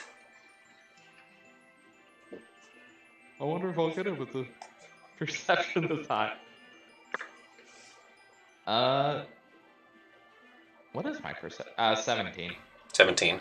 As you look around, it's cold on the street, so you're not likely to see too many people. And something you've kind of learned about this place, there isn't a whole lot of homelessness. But you do see a few people kind of wandering about. You see a few drunkards making their way up and down. I would say you find like one person who's kind of down on their luck, it seems. A bit of an older human man. Looks like he's got a pretty severe kind of like cripple to one of his arms, like it was badly broken and didn't heal right. And he's got not an unpleasant look to his face, but just kind of a bit of a dull expression, as if he's not maybe the brightest man. Perhaps he was a trade worker that couldn't work anymore because of what happened to his arm. You're pretty good at reading people, and that's kind of your assessment, as it seems like somebody who's... An accident befell him, and he never really kind of bounced back from it. Ark is going to approach him. He seems to be clutching a small bottle of something, and kind of looks at you dully. A bit of suspicion. Ark is gonna kneel down and take out his old original cloak, his non-magical one, the one before his other two. Your pretty decent traveler's cloak, yeah. Yeah, and hand it to him, and then hand him a pouch of 100 gold, and then walk back to the city, or back to the tavern. Okay. He kind of takes it and then looks in and... I can't accept this. Ark's not gonna respond. He's just gonna stand up and walk off. He just kind of watches you walk, kind of the gold and the cloak kind of draped in the crook of his arm as he just looks down and uses his one bad arm to kind of paw through. And if you were to glance over your shoulder, which I doubt you do, you see his expression just continue to grow, surprised. And you round a corner and make your way back. It is probably close to 2 o'clock in the morning, about the time you arrive after your long walk. Sleep. Right. You bed down. Nobody has any interesting dreams or anything odd going on, and morning comes. What would you like to do?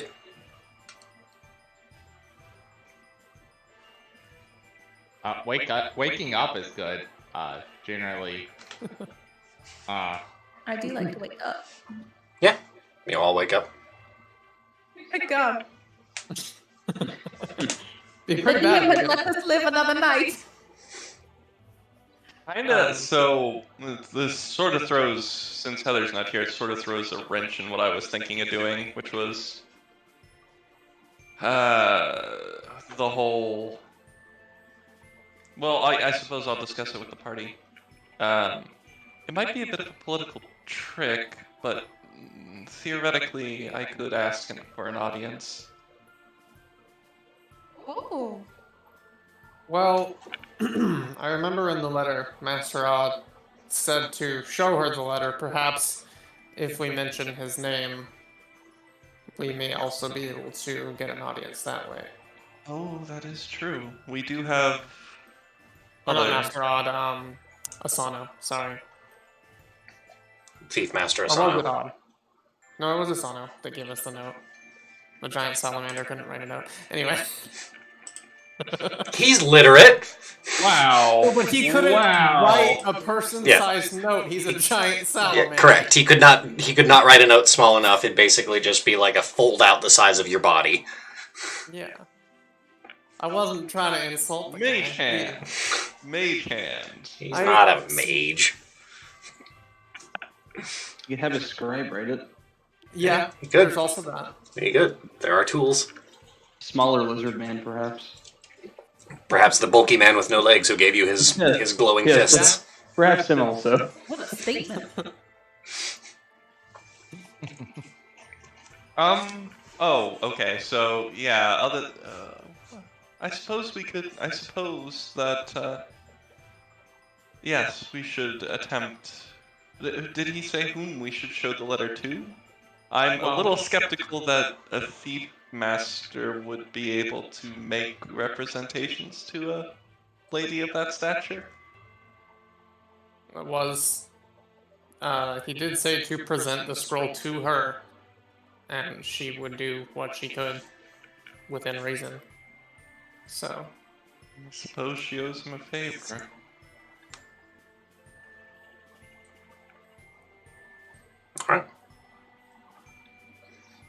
Are you guys planning on approaching the castle and trying to seek an audience? Before that, is that what we're on board with, by the way? Yes. Pass the scroll up the I know chain. nothing of politics. No. I'm not. I don't want to hand it over. I just want to see if we can use his name to Gotcha. perhaps get Yep. in her presence and then present it to her. That makes sense. That makes sense. Okay. Other than that, I think. Has it been. I want to. Because Ray's not very good at reading people. Has it been evident that Architect has been more stressed out than usual lately, instead of just goofy and insane? Make an insight check. Oh, I'm bad at this. I still don't know that it wasn't fucking Cirrus who wrote the damn note. Oh. That's not terrible. 16.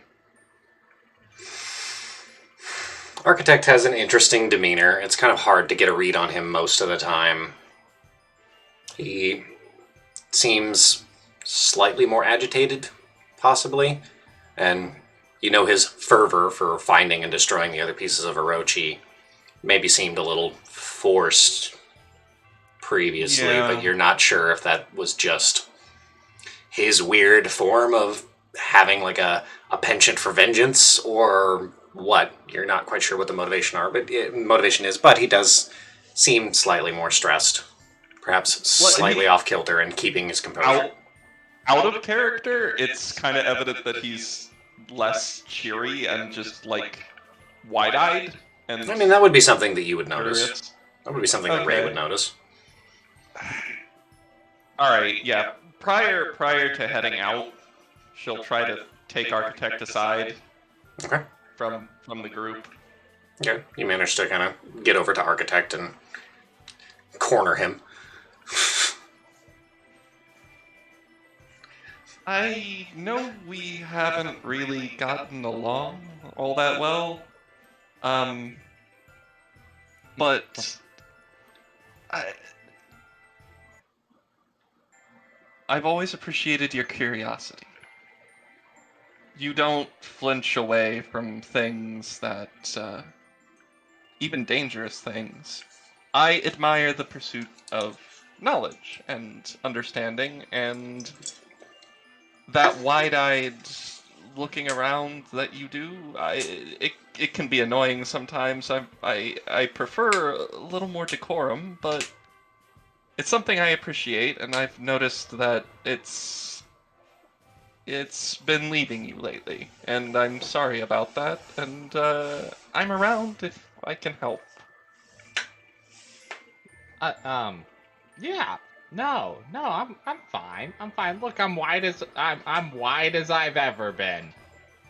And Horrible. I'm gonna use my hat of disguise to turn into myself, but with huge eyes. Okay, just saucers. Yeah, like Puss in Boots trying to convince somebody to do something like Massive cat eyes. I am the widest. Tape measure. Just that meme with the eye unblinking, untethered in time in my kitchen. I don't know why. All right. So then you guys are heading. Then you guys are heading to the castle. Then. Yep. All right. Easy enough to do. The only ways to approach the castle are through the funnel. So, as you kind of break your way out onto the main thoroughfare, you see early in the daytime it is very busy. There are lots of people going back and forth. It is a very, very active area. There are hawkers, there are other people just milling about, construction work. There are supplies, tools, lumber making its way back and forth up and down this thoroughfare. It is a busy, busy space. They're like a receptionist guard or something near the gates. There's one guard wearing heels and a pencil skirt, sure. No. As you guys make your way down the funnel, towards the castle proper, you do see that the space around the castle opens up. There's about a 40-foot gap between the walls of the castle and the area that is the funnel, and you see that there is a pretty heavy guard presence here. In addition to the standard city guards, who are wearing sort of a kind of a gray and purple motif, there's also you see a couple different spots of far more finely equipped warriors, all in a black, white, and almost crystalline blue, with accents of silver, as they are very finely dressed, and those of you who are noticing this immediately pick it out as what would probably be Lady Otagi's personal guard. The castle itself is enormous, and there is a wide, very long set of stairs that lead up to the doors to the castle, and guards all around. And that is behind a massive iron gate-like portcullis that you see is set into the wall that surrounds the castle. But there are guards there, and there are gate guards, and there is a smaller door, like a small gatehouse door, that does periodically open as people come in and out of the castle. Castle grounds, I should say. Are we denied entrance at all? Like, do they stop us if we try to just go in? If you make your way up to the actual, castle wall gate, you will be stopped, yes. Well, if There's like a anyone- perimeter. Yeah, essentially there's... Active perimeter where there is nobody, where there's busy streets. So yeah, okay, that's an easy enough assumption to make. Mm-hmm. Maybe just Yukio or Zavis. Zavis might be a good choice. Just send somebody with the scroll to name drop. Well, I figured we could just approach and ask how we might seek an audience. I Okay. don't know. Yeah. Well, Might If you be would like to choosing- approach. Sure, yeah. Okay. I can- There are several guards. One of them seems to be marked with the knots on their armor that signify the rank of an officer. As you approach, the officer has a large kind of naginata that they have kind of leaned up against their shoulder as they're kind of going through, writing down some stuff and talking to a few other guards. As this individual turns and looks your direction. Human, probably middle to late years, kind of a heavily creased face. You see one or two scars as he turns and goes, "Afternoon. How can we help you?" Greetings. I was wondering how I might seek an audience with Lady Otagi. Well, Ray will butt in at this point and kind of go. Well, I'm let him answer. just- I'll just kind of hold you for a moment, just give him a minute. in terms of general audiences and appearances, she's booked out for about 3 months. Is your matter of any set urgency, or is it more of a civil problem? I would say so, yes. If you have any paperwork that I could verify, I might be able to help you along there, but I need some sort of missive or some sort of writing, either from somebody with rank or status that you are in contact with, or from the lady herself, before I can really let you through the Architect's gate. moment to shine. Official documents. We do actually have a scroll from the one who sent us here, but I would rather present it in person. I can give a name. And he kind of looks around. I can send a runner in. It may be a little while before we get an answer, but I can try.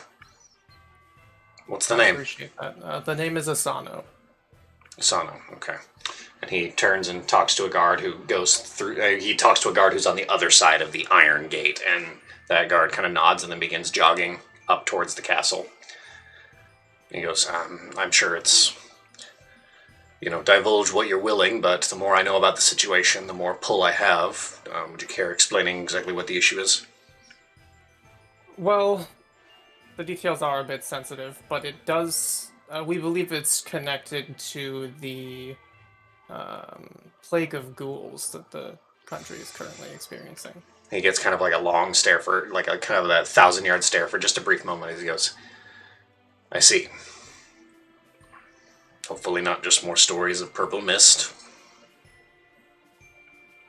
And he kind of like actually like looks at you and is kind of like searching your expression for a response on that, because it's evident that he's dealt with a lot of people coming up and saying that they have knowledge about what's been happening, and it's been bullshit. Well, we did hear about the mist. That's not why we came, no, but it does give a convincing link to the other reason we were here. So, Right. take from that what you will. And as probably, I would say about 45 minutes is going to pass. Is there anything you guys would like to do during this time as you're kind of waiting, or...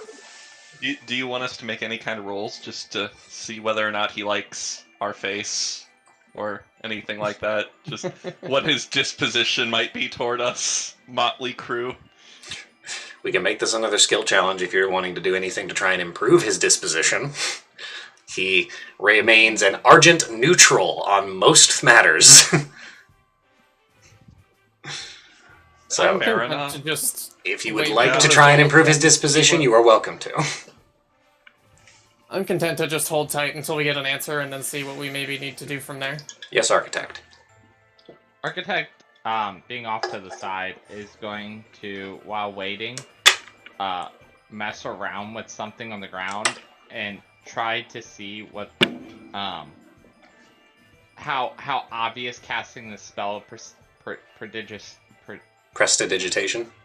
that one, like what it looks like to cast it. Like, does it cause a trail? Does it cause a noise, a light, anything like that?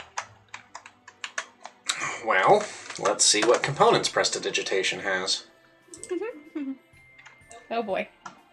They're usually wrapped up in a flourish. It's... Well, It's very showy magic. it is very showy magic. If my internet would do anything. Cast that will. Fucking Roll20 is a worthless website. Its components are verbal and somatic. Verbal and somatic. Okay. So it requires a statement, an incantation, and a physical motion. So it is rather obvious. Well, I knew that I'd have to do the verbal and somatic portion, but I was like say it came out of like finger gun or something. Like, would there be an obvious trail? It for depends me on to the effect that you're trying to do. Okay.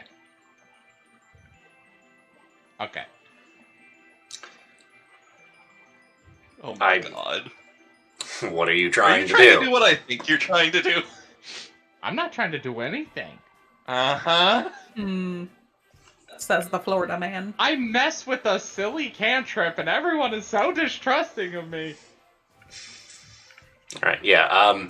There is, to clarify, as you speak and perform your action, there is an appearance, an apparition of magical energy, because you use specifically tools to perform these. It is things that happen with your tools, because you are Wow. an artificer.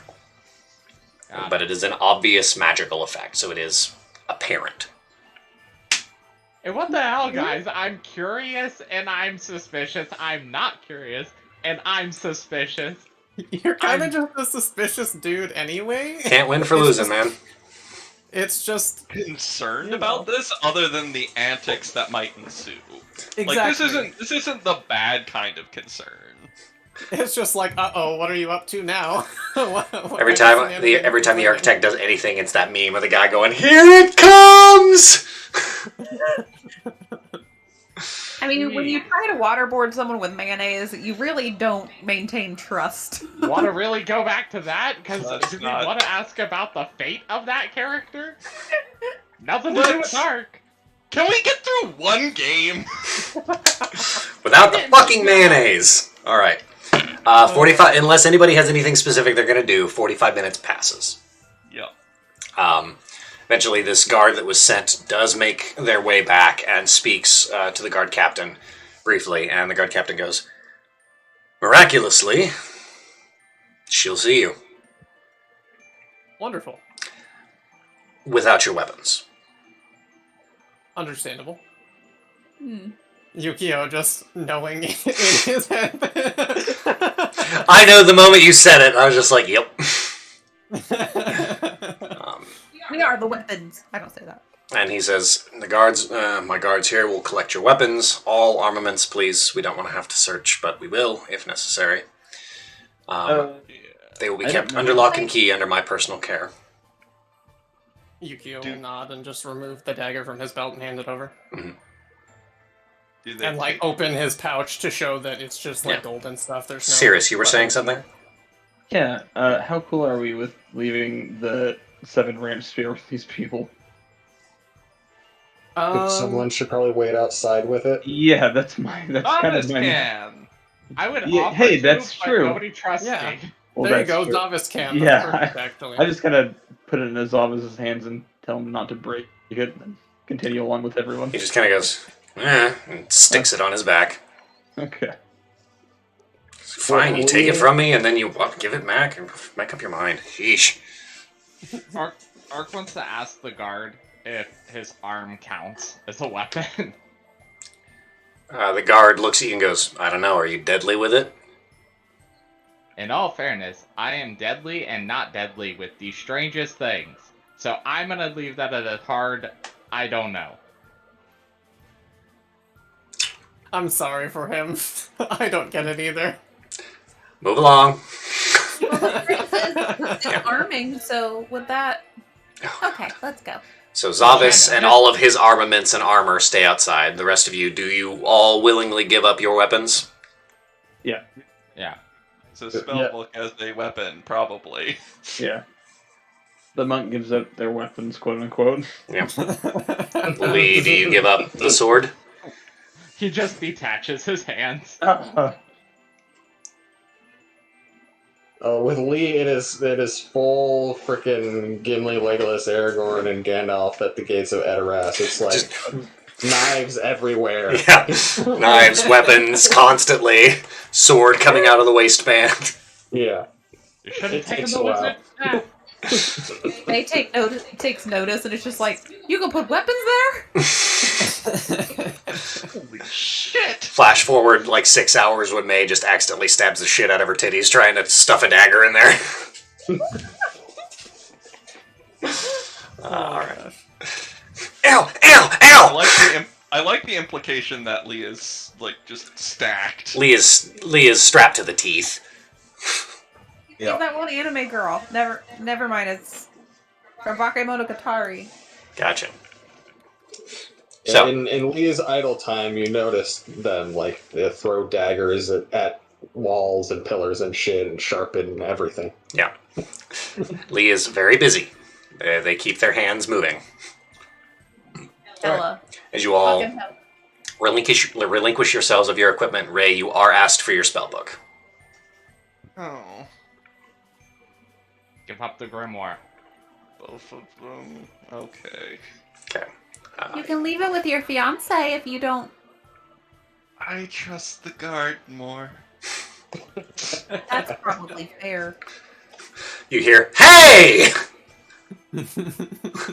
Zavis's arms up in the air. Alright, you guys all relinquish your equipment, head up the massive stairs into this very sizable castle. It takes several minutes traveling up as you enter through a pair of heavy double doors and then another set of heavy double doors. Most of this castle is painted, at least on the exterior, in a black wood. So it is a heavy black lacquer across everything. And then as you get to the inner portion of it, there is a dramatic change in which everything is stark, snowy white and accented with silver, with little pops of almost this crystalline blue in vases and other pieces of architecture, sculptures set up along. It is crisp, it is clean, and it smells like fresh snowfall in here. And as you look up, you see very much like the effect in Harry Potter where you see like snowfall in it just kind of coming down from the ceiling and then disappearing about halfway down. You are taken along a lavish entry hall. May, May sticking her tongue out trying to get the. You can see her like cartoonishly long tongue go. He might actually be tall enough. I don't know how No. tall the ceiling is. It's but- tall. Okay. Ark, the whole walk is like still just fucking around with that spell. Yeah, Like sure. just making random noises and things and Like a kid with a brand new toy with full batteries, making your way down the hall to one of the most important person in this province. As you guys travel through this interior space, through a couple of other doors until you end up in a fairly busy attending room. There is a large table set up. There are a dozen well-armed guards who are all in the black, white, and blue, accented in silver armor that denotes Lady Otagi's personal guard. There are several scribes and what looks like scholars and heads of state, other important officials, all milling about, speaking amongst one another, passing papers back and forth, talking, and it seems very, very immediately apparent that they're all talking about things to do with the city, how to handle the influx of undead that were to the west. And as the doors open, all conversation stops and heads all turn up and look towards you. One of which you see as a stunningly beautiful elven woman with perfectly white hair, ornately braided and put around a brilliant silver headpiece almost like a crown, as the rest of it lays down her back and across her shoulders in an intricate and extremely ornate braid. Her robes are of that crystalline blue, accented with the white and silver, and you see all of her jewelry is onyx black.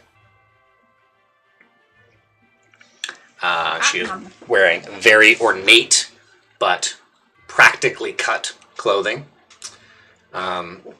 She looks like she's very, very representative as clearly the shogun, the head here, but she also seems to be dressed in such a way that she can sit and move comfortably without too much issue. Her hands are kind of rested on the tabletop as everybody's heads move up, hers comes up last. As one quizzical eyebrow raises, you see long elven ears and brilliant pale blue eyes as she looks your direction. Yes, Architect.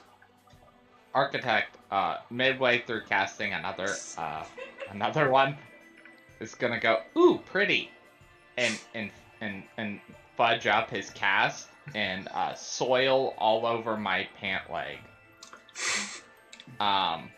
He's also going to emit a harmless odor.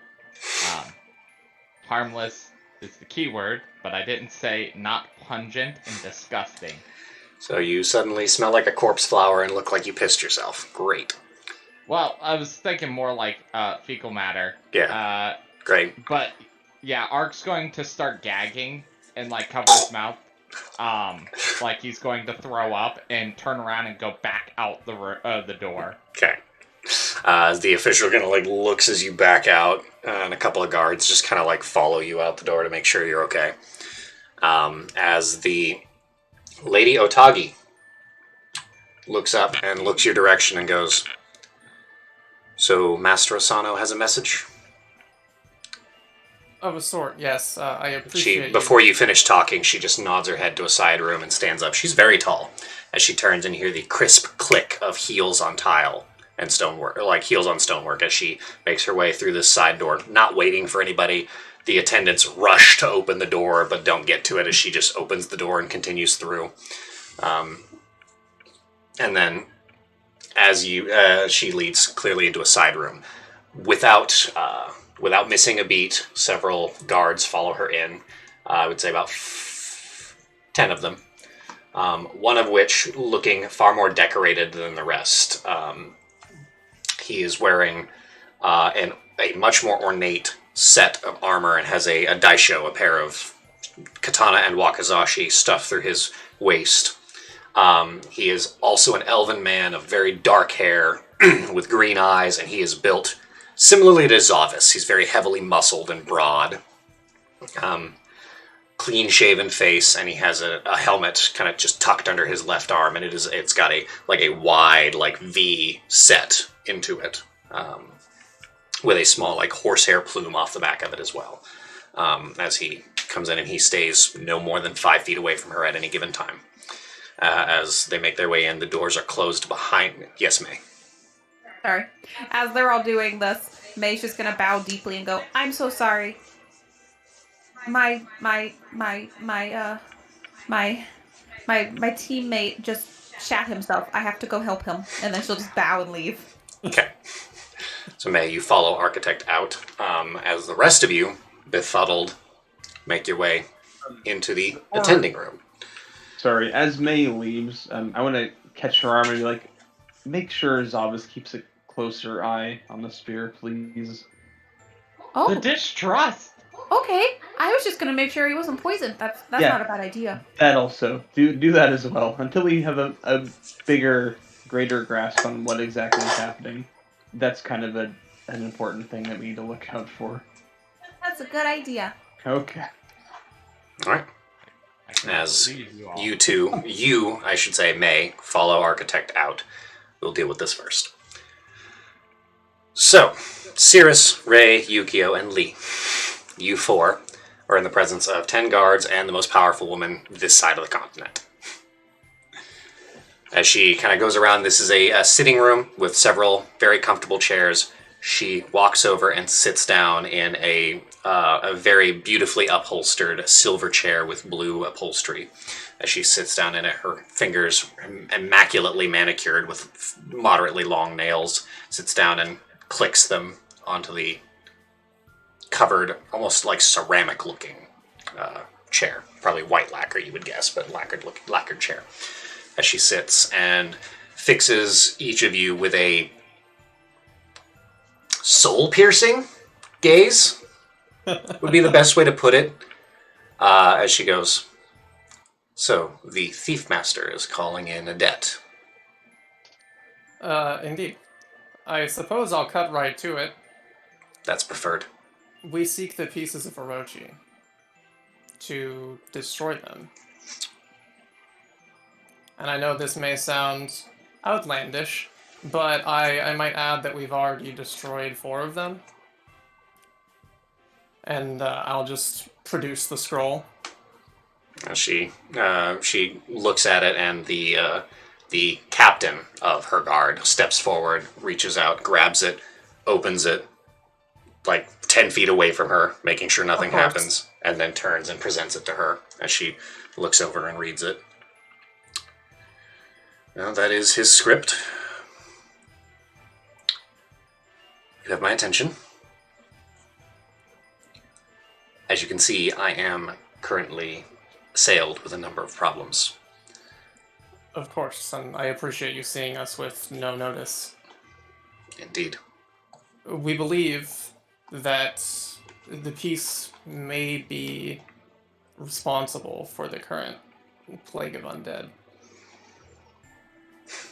That may make sense. Perhaps our goals align then. I have been looking for anybody who knows about Goken Temple, because that seems to be, from all of our intel, the source of this miasma that brings with it a plague of undeath. I'm just gonna cock my head a little bit and just look at Cirrus. Yeah, I'll kind of raise a hand. I am from Goken Temple. The thought that this could come from there, you know better than anyone the amount and skill level of the people that live there. The odds of anything catastrophic happening or uncontrollable happening in any province is kind of crazy to think that it could happen there of all places. Indeed, I I studied very briefly under Grandmaster Ino. I know well her prowess. Yes, that is the main thing. Is an incredible leader and fighter. I highly doubt that it's coming from there. Where are you getting this information from? I have agents all throughout the countryside. Admittedly, my information has been more sparse than I prefer because my network has been, in large part, eaten. So, it is, to the best of my knowledge, either in or around Goken Temple. And either it is coming from the temple itself, or those of the temple are currently so besieged that they cannot make their way out. That does make sense. So be it either and rescue also, or... Sorry, go ahead. very disturbing to think of. I didn't leave on the best terms, but I still certainly wouldn't want anything like that happening to them. Indeed.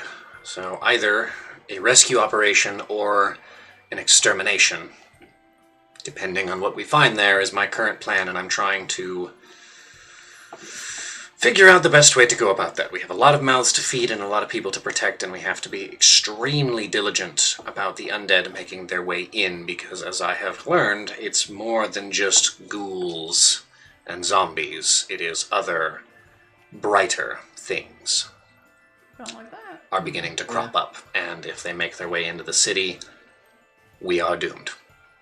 So I'm currently split on how much I can afford to let people out and send brave warriors and soldiers likely to their deaths, and how much I have to keep in here and insulate and protect myself. Of course, there's been difficulty getting a hold of the Yugakita Wall and the Empire behind, within Ichuko Province. And so I am at a bit of an impasse, or at least a waiting period, while we figure out how to train up the conscripts from the refugees and have a force that my captain feels is sufficient enough to protect the people in case of an outbreak within the walls. Nigo. Yeah. Well, it seems a fateful coincidence then that Goken was actually our destination. We would be happy to seek more information there. Go ahead, Ray, sorry. Yes, is there, from the intel that you do have, is there a safe, as safe as it can be, path to the temple? There is not, at least not known to us. However, and Lady Otagi fixes a binding stare on you, Cirrus. That look that just roots you to the ground, where she goes, unless somebody happens to know of more discreet paths into and around the temple. Yeah, I'm sure I could find a few. She kind of nods, and the tiniest smile plays on her lips. She goes, excellent. Very well. Well, if you will endure an afternoon of vetting and questioning by my guard captain to make sure that you are who you say you are, and not simply some assassins set here to gain my confidence, then if you are willing to go through the rigors of this, then I think we can make an arrangement. Faster the better. But of course. Indeed. Before we do that, forgive my impertinence, my lady, but I think it's best if both parties have their cards on the table. You know what we're here for, and what we seek to accomplish. We didn't come in here without doing a little bit of homework. Your personal guard seems to be seeking someone in this city. What can you tell us about that, if anything? I was looking for a survivor from the temple. Which you all seem to have solved for me. A survivor? To get the... To find a ability pathway to get through, or at least a guide, some sort of navigator to keep... Did you have intelligence about a particular survivor? Or was Cirrus the one you saw? Cirrus, as she seems to be committing your name to memory, is not the specific person that I sought. I was looking for anybody. We've had 250,000 people arrive in the last several weeks. That's a lot of faces to go through. So my guards have been working diligently to try and find anyone that matches the description of a typical monk of the temple. Or similar. Understandable. It seems to be, and I understand that it's a somewhat laughable rumor, but there seems to be sentiment on the streets that this disaster might have been engineered by the Imperials. Unless you, Rei Nobutada, or your fiancé out there have any more information to give me, I cannot confirm or deny that as anything more than hearsay. I understand. Notice she has not seen Zavis, and this makes it very apparent that she knows exactly who you are. Yeah. Yep. Knowing... Since you know who I am, you know I do not occupy much of my family's favor. The Nobutada family is quite powerful and very, shall we say, particular about their lineage, their succession.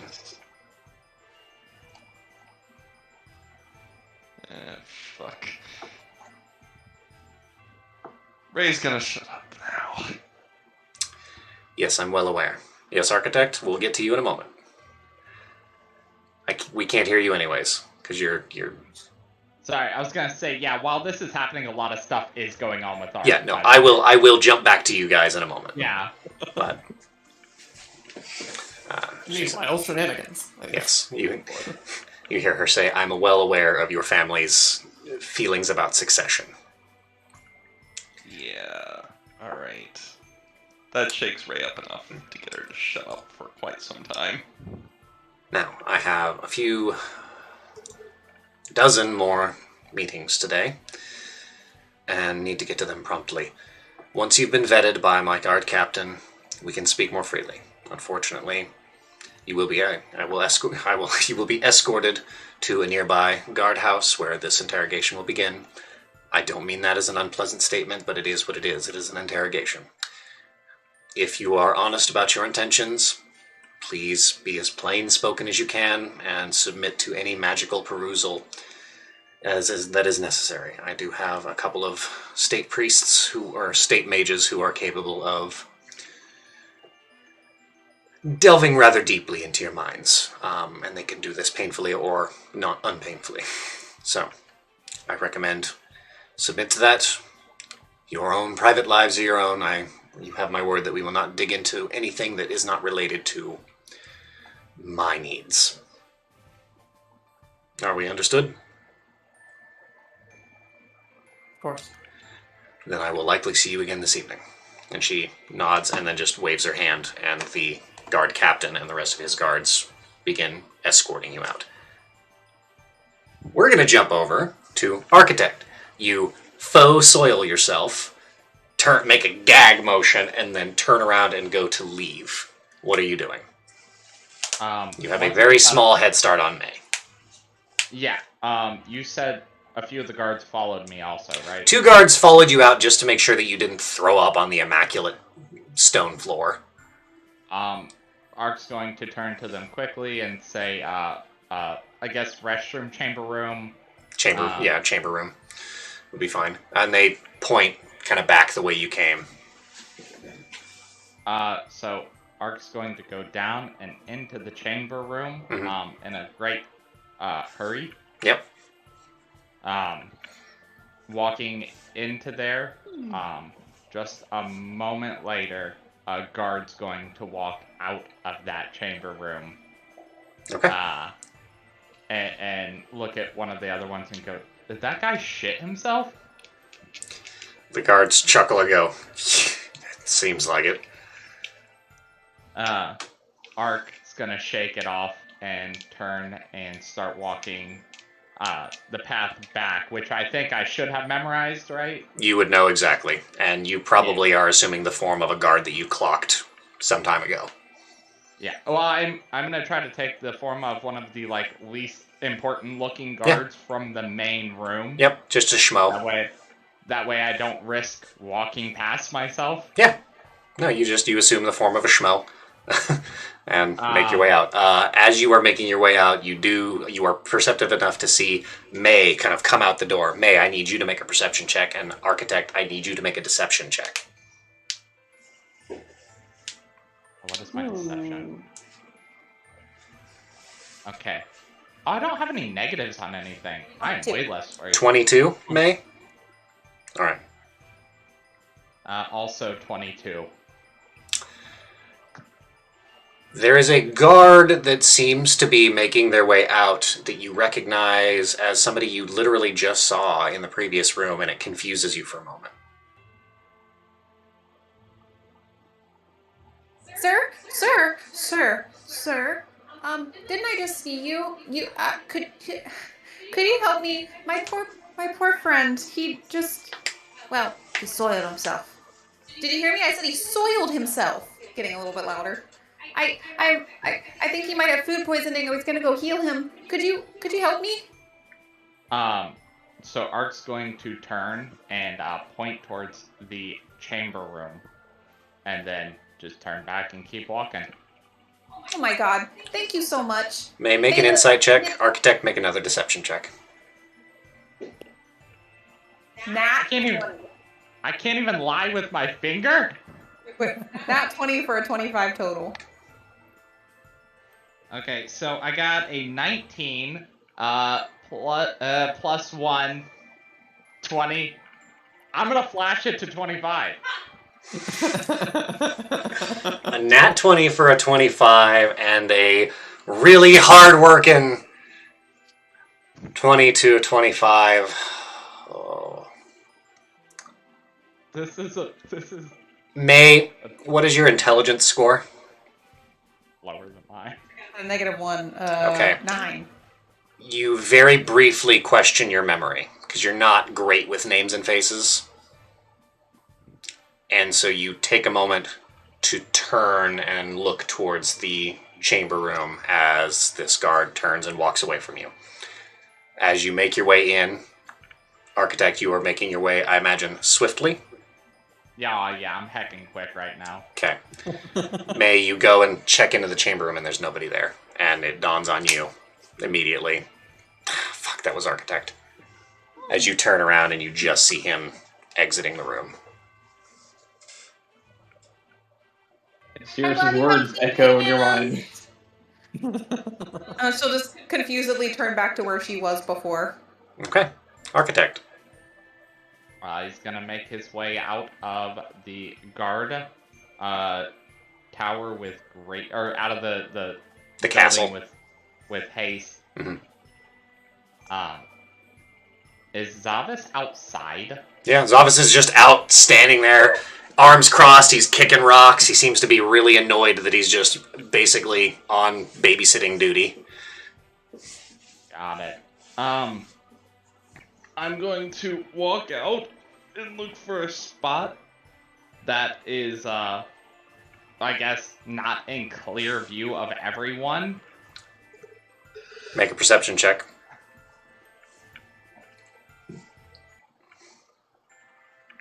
$14 plus 7, 21? 21. As you look around, it's difficult because the area right around the castle is designed to be easily seen. Like, it's a pretty wide open space. Your best bet would be to go back into the funnel. And there are some areas immediately around that where you could slip around a corner, but it'd be like 40 feet away. Okay, yeah, now if May's not pursuing me, but I don't know this, I do have time, so I'm gonna go for it. Sure. And as soon as I realize that nobody's got eyes on me, back to Ark. Okay. You round the corner, and as soon as you have a moment, you're back to Ark, and what would you like to do? Head back towards Zavis. Zavis sees you come from the direction away from the castle and looks at you and goes, "What the hell?" Ark's gonna be like, I fell out of a window, don't worry about it. Stupid. He's gonna walk up to Zavis and, walk past him, and then kneel as if he's tying his boots and stuff, and then turn back and be like, Zavis, why is there shit all over your back? Zavis, did you try and use prestidigitation? I haven't yet. Okay. He turns and goes, "What?" and turns your direction to, he turns your direction and looks at you, and then, kind of looks around, to look down, the back of his leg. As he turns, as he turns to look at his leg, I'm gonna do the hand signs as normal, but I'm gonna try to get the verbal component out quietly. I don't know if there's a volume restriction on the verbal side of things. There is. You have to plainly state it, so unless you have metamagic that allows you to do silence spell, you would have to say something. What is the something, though? Whatever part of it is, whatever you would say to have something happen as a spell. It is just obviously magical. I guess I'll use soil. I'll use the word soil for the verbal, part of it. Okay. And just be like, soil. As if it's ridiculous he doesn't notice. Make a deception check. I'm so deceiving today. I have a bad feeling I'm gonna have to flash this one too. Okay, 11. Flashing problem over here. 12. Flash it to 17.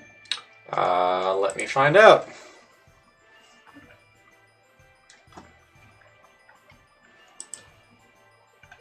Heather leaves early one day and suddenly she shit herself. Well, her cousin. Well, you got a 17 total? Yeah.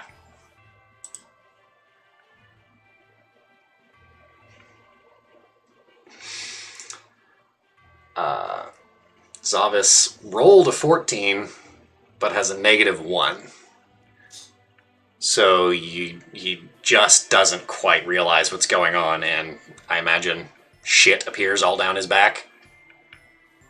Yeah. He goes, "Wow, what the hell?" And then he looks up with an accusatory glance towards the several other guards who've been around as he's been just standing there for an hour. Ark is going to then turn to a guard and go, "Can somebody give me a towel or something, a rag, something to clean this off of him with?" And the guard goes, "Yeah, sure." And then goes and gets a rag. He's gone for about 2 minutes or so as he comes back. May, have you been making your way back into the room? The room where everybody was? Okay, so you follow and make your way back in. You catch just the tail end of the conversation, and the rest of you and your party are led out and are heading towards the front of the castle. Architect. The guard brings a cloth, and you begin to help Zavis wipe the shit off of him? Yeah. Okay. While doing that, I'm gonna be, I'm gonna gas up Zavis and be like, "You have such nice armor. I really don't, this is ridiculous." As I vigorously, wipe on him and I keep talking. He kind of squints at you and goes, "What do you want?" To get the shit off you. I thought we covered this. No, you're just never nice to me like this. I'm nice to everyone. I'm literally nice to everyone. You left me to die, and I'm still wiping shit off your back. You were fine. We were going to get you later. Yeah. Can we get this over with? Because shit on my hands is not much better. Oh, fine. As he kind of stands there and lets you wipe him down. Can I interject here real quick? The party, yes. Cirrus, as you turn and you see May, she's kind of come in, and the architect is not there. Kind of just gesture openly with my hands, and so architect, everything's okay there? Yeah, I didn't see. Yes, he's okay. He's up to something, but he's okay. Cirrus, the one thing I told you when you left was Make sure that Thomas isn't giving him that spear. I have a very bad feeling. Do I have? I mean, I'm going to break from the group and try and run out there. Okay, you are faster than everybody, although it does garner some attention from the guards as you begin making your way swiftly down the halls. Yeah, I'm hauling ass. Your party members immediately catch on to your urgency, and the guard captain, who we will say you learned his name as you guys were heading out, his name is Captain Juzo Kaminari. So, Captain Juzo. Before anything like crazy happens, I'm going to look to him and just say, I apologize, Captain Juzo. It seems something urgent has come up. I promise to submit to your interrogations, and then just run off. Yeah, he follows in step, not missing a beat. He and all of his guards are following as you guys are making your way out. Cirrus, much faster than the rest. Cirrus, these guards go, hey, and you just slip around them, no issue. Yeah. You contemplate backhanding one guy, but just think better of it as you just kind of spin him around and face him into a corner, and he's like standing there like Blair Witch style for a second as you make your way through the door, just not dealing with that. As you break out into a full sprint. You make your way out the door as your allies, who are all fairly swift, catching up to you or trying to catch up to you as you go through, and you can see down the stairs. Just through the gate, you see Architect and Zavis. Architect. Yes. Yeah. We're at 12:20. Do we want to leave the resolution of this for when we have Heather? I think we're going to be fine to continue on. Okay. Just to wrap this up, this is a good wrap-up point, so let's keep going real quick. Yep. While vigorously and wiping off Zavis, I'm going to grab the spear and use an action to cast Reduce and shrink it to where it just comes right out of the holster. Okay. Roll a sleight of hand check for me with disadvantage. I have a +5 on that. I'm not worried.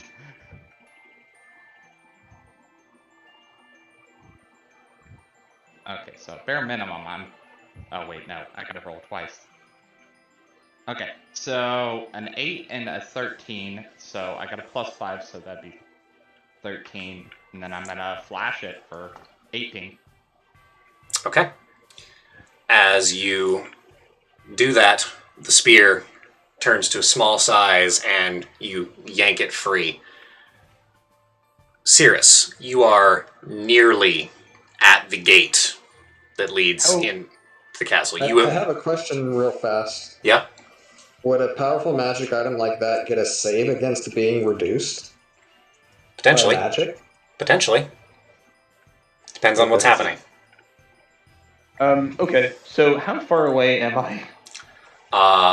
From Architect and Zavis, and you are at the gate. The gate is still closed. You're about, I would say, 40 feet. Okay, I'm gonna cast Web on Architect. Okay. As you go and cast Web, this is you see the webs begin to spiral around and then wrap themselves around both the Architect and Zavis. Arc, you grab onto the spear, and as you cast your spell, it shifts down into size very briefly, just long enough to get out, and then jumps immediately back to its full size, affecting it for no more than a split second.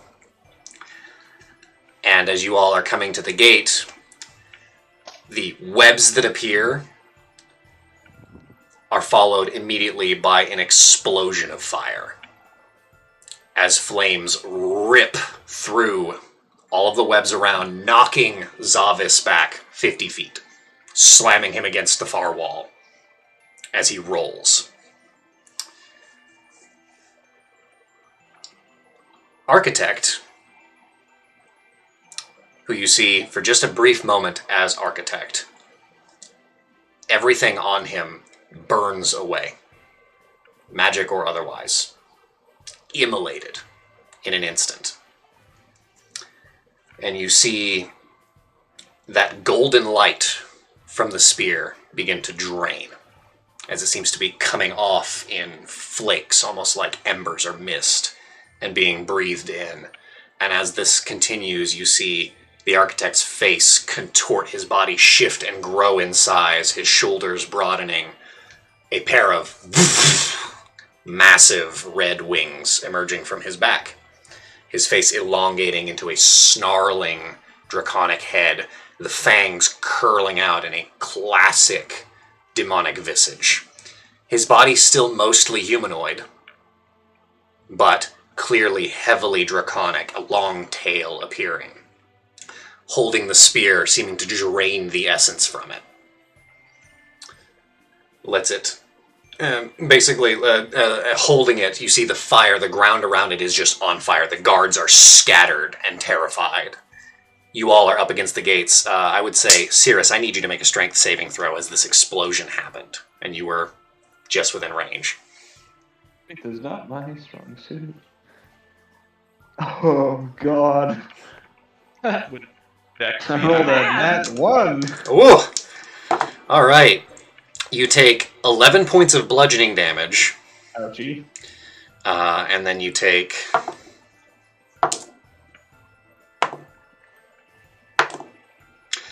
13 points of fire damage as this explosion throws you back about 15 feet as you roll back just as the rest of your companions are catching up to you. You can see through this gate, this figure, this draconic shape, looking in your direction, breathes out a heavy, heavy smoke. And then you see it cock its head and then reach towards its chest, its clawed hand reaching in, almost seeming to pass through its barrel chest as it pulls out this limp, translucent shape that looks very much like a naked, very non-specific, like very kind of blurry, not well detailed shape that you recognize as what looks like the architect. Just hanging there limply.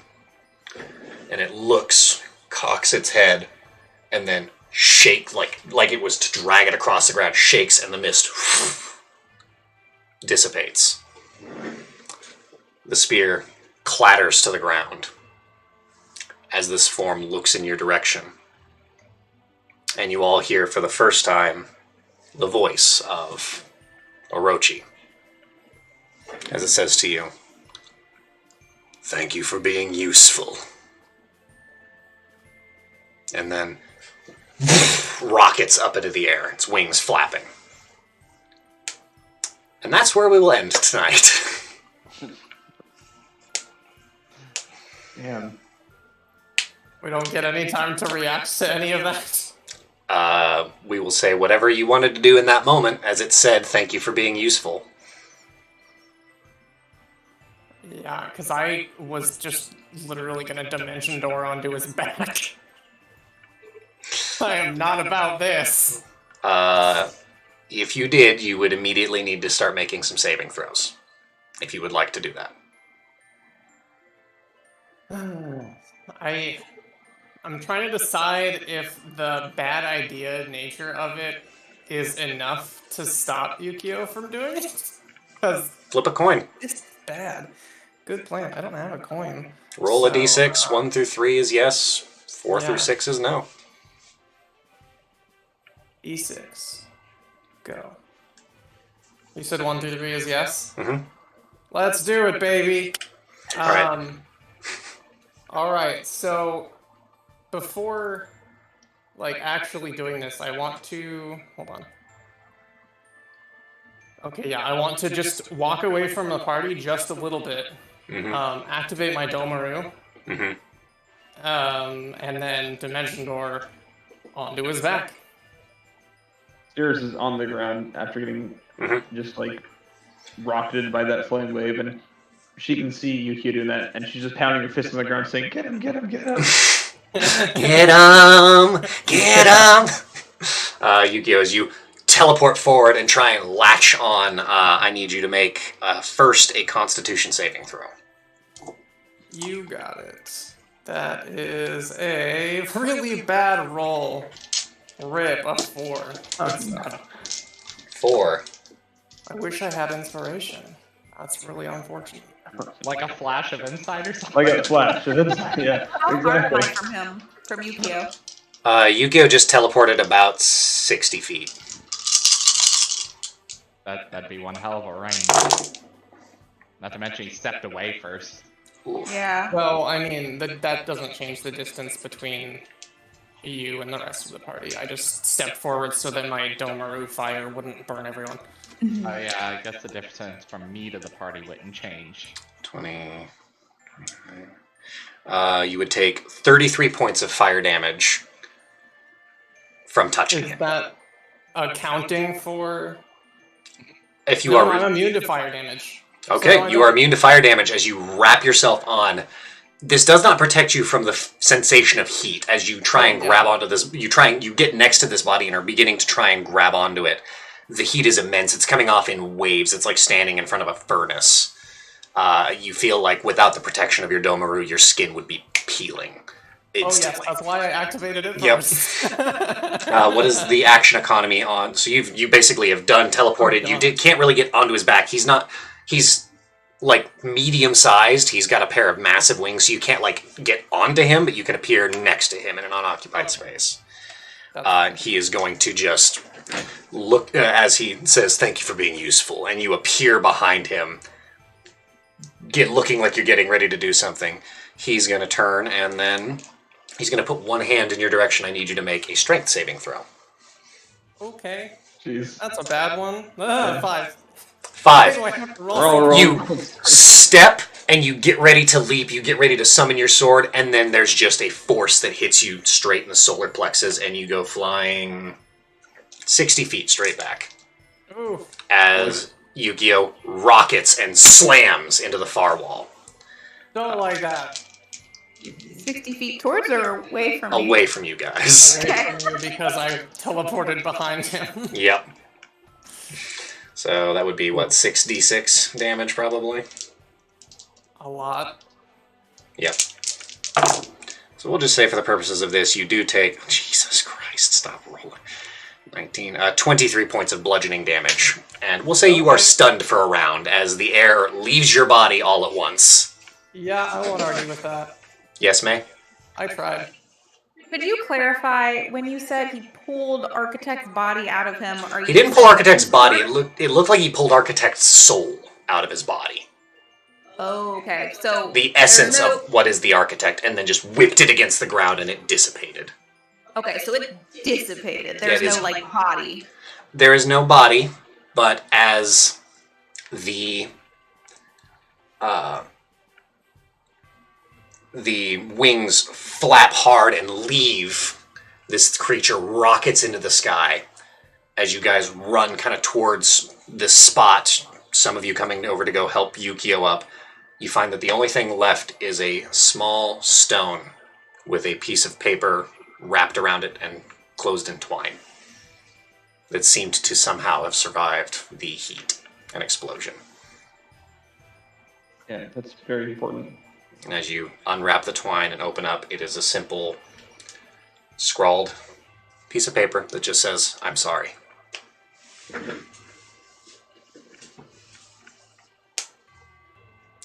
Yeah?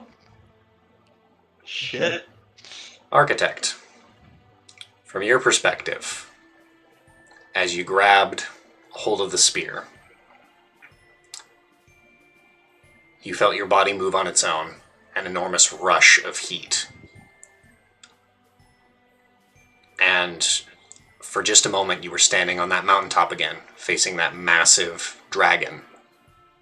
It looks at and looking at you, its face directly in front of yours, incomprehensibly enormous as its form twists back into the clouds. It says to you, very simply, "Well done. Now get out of my way." And you feel a rushing sensation. And that's the last thing that the Architect remembers. The last thing that the Architect experiences. Okie dokie. Oh. The fuck, James? That's not fair. I didn't have a choice. Maybe if he'd cut my arm off sooner.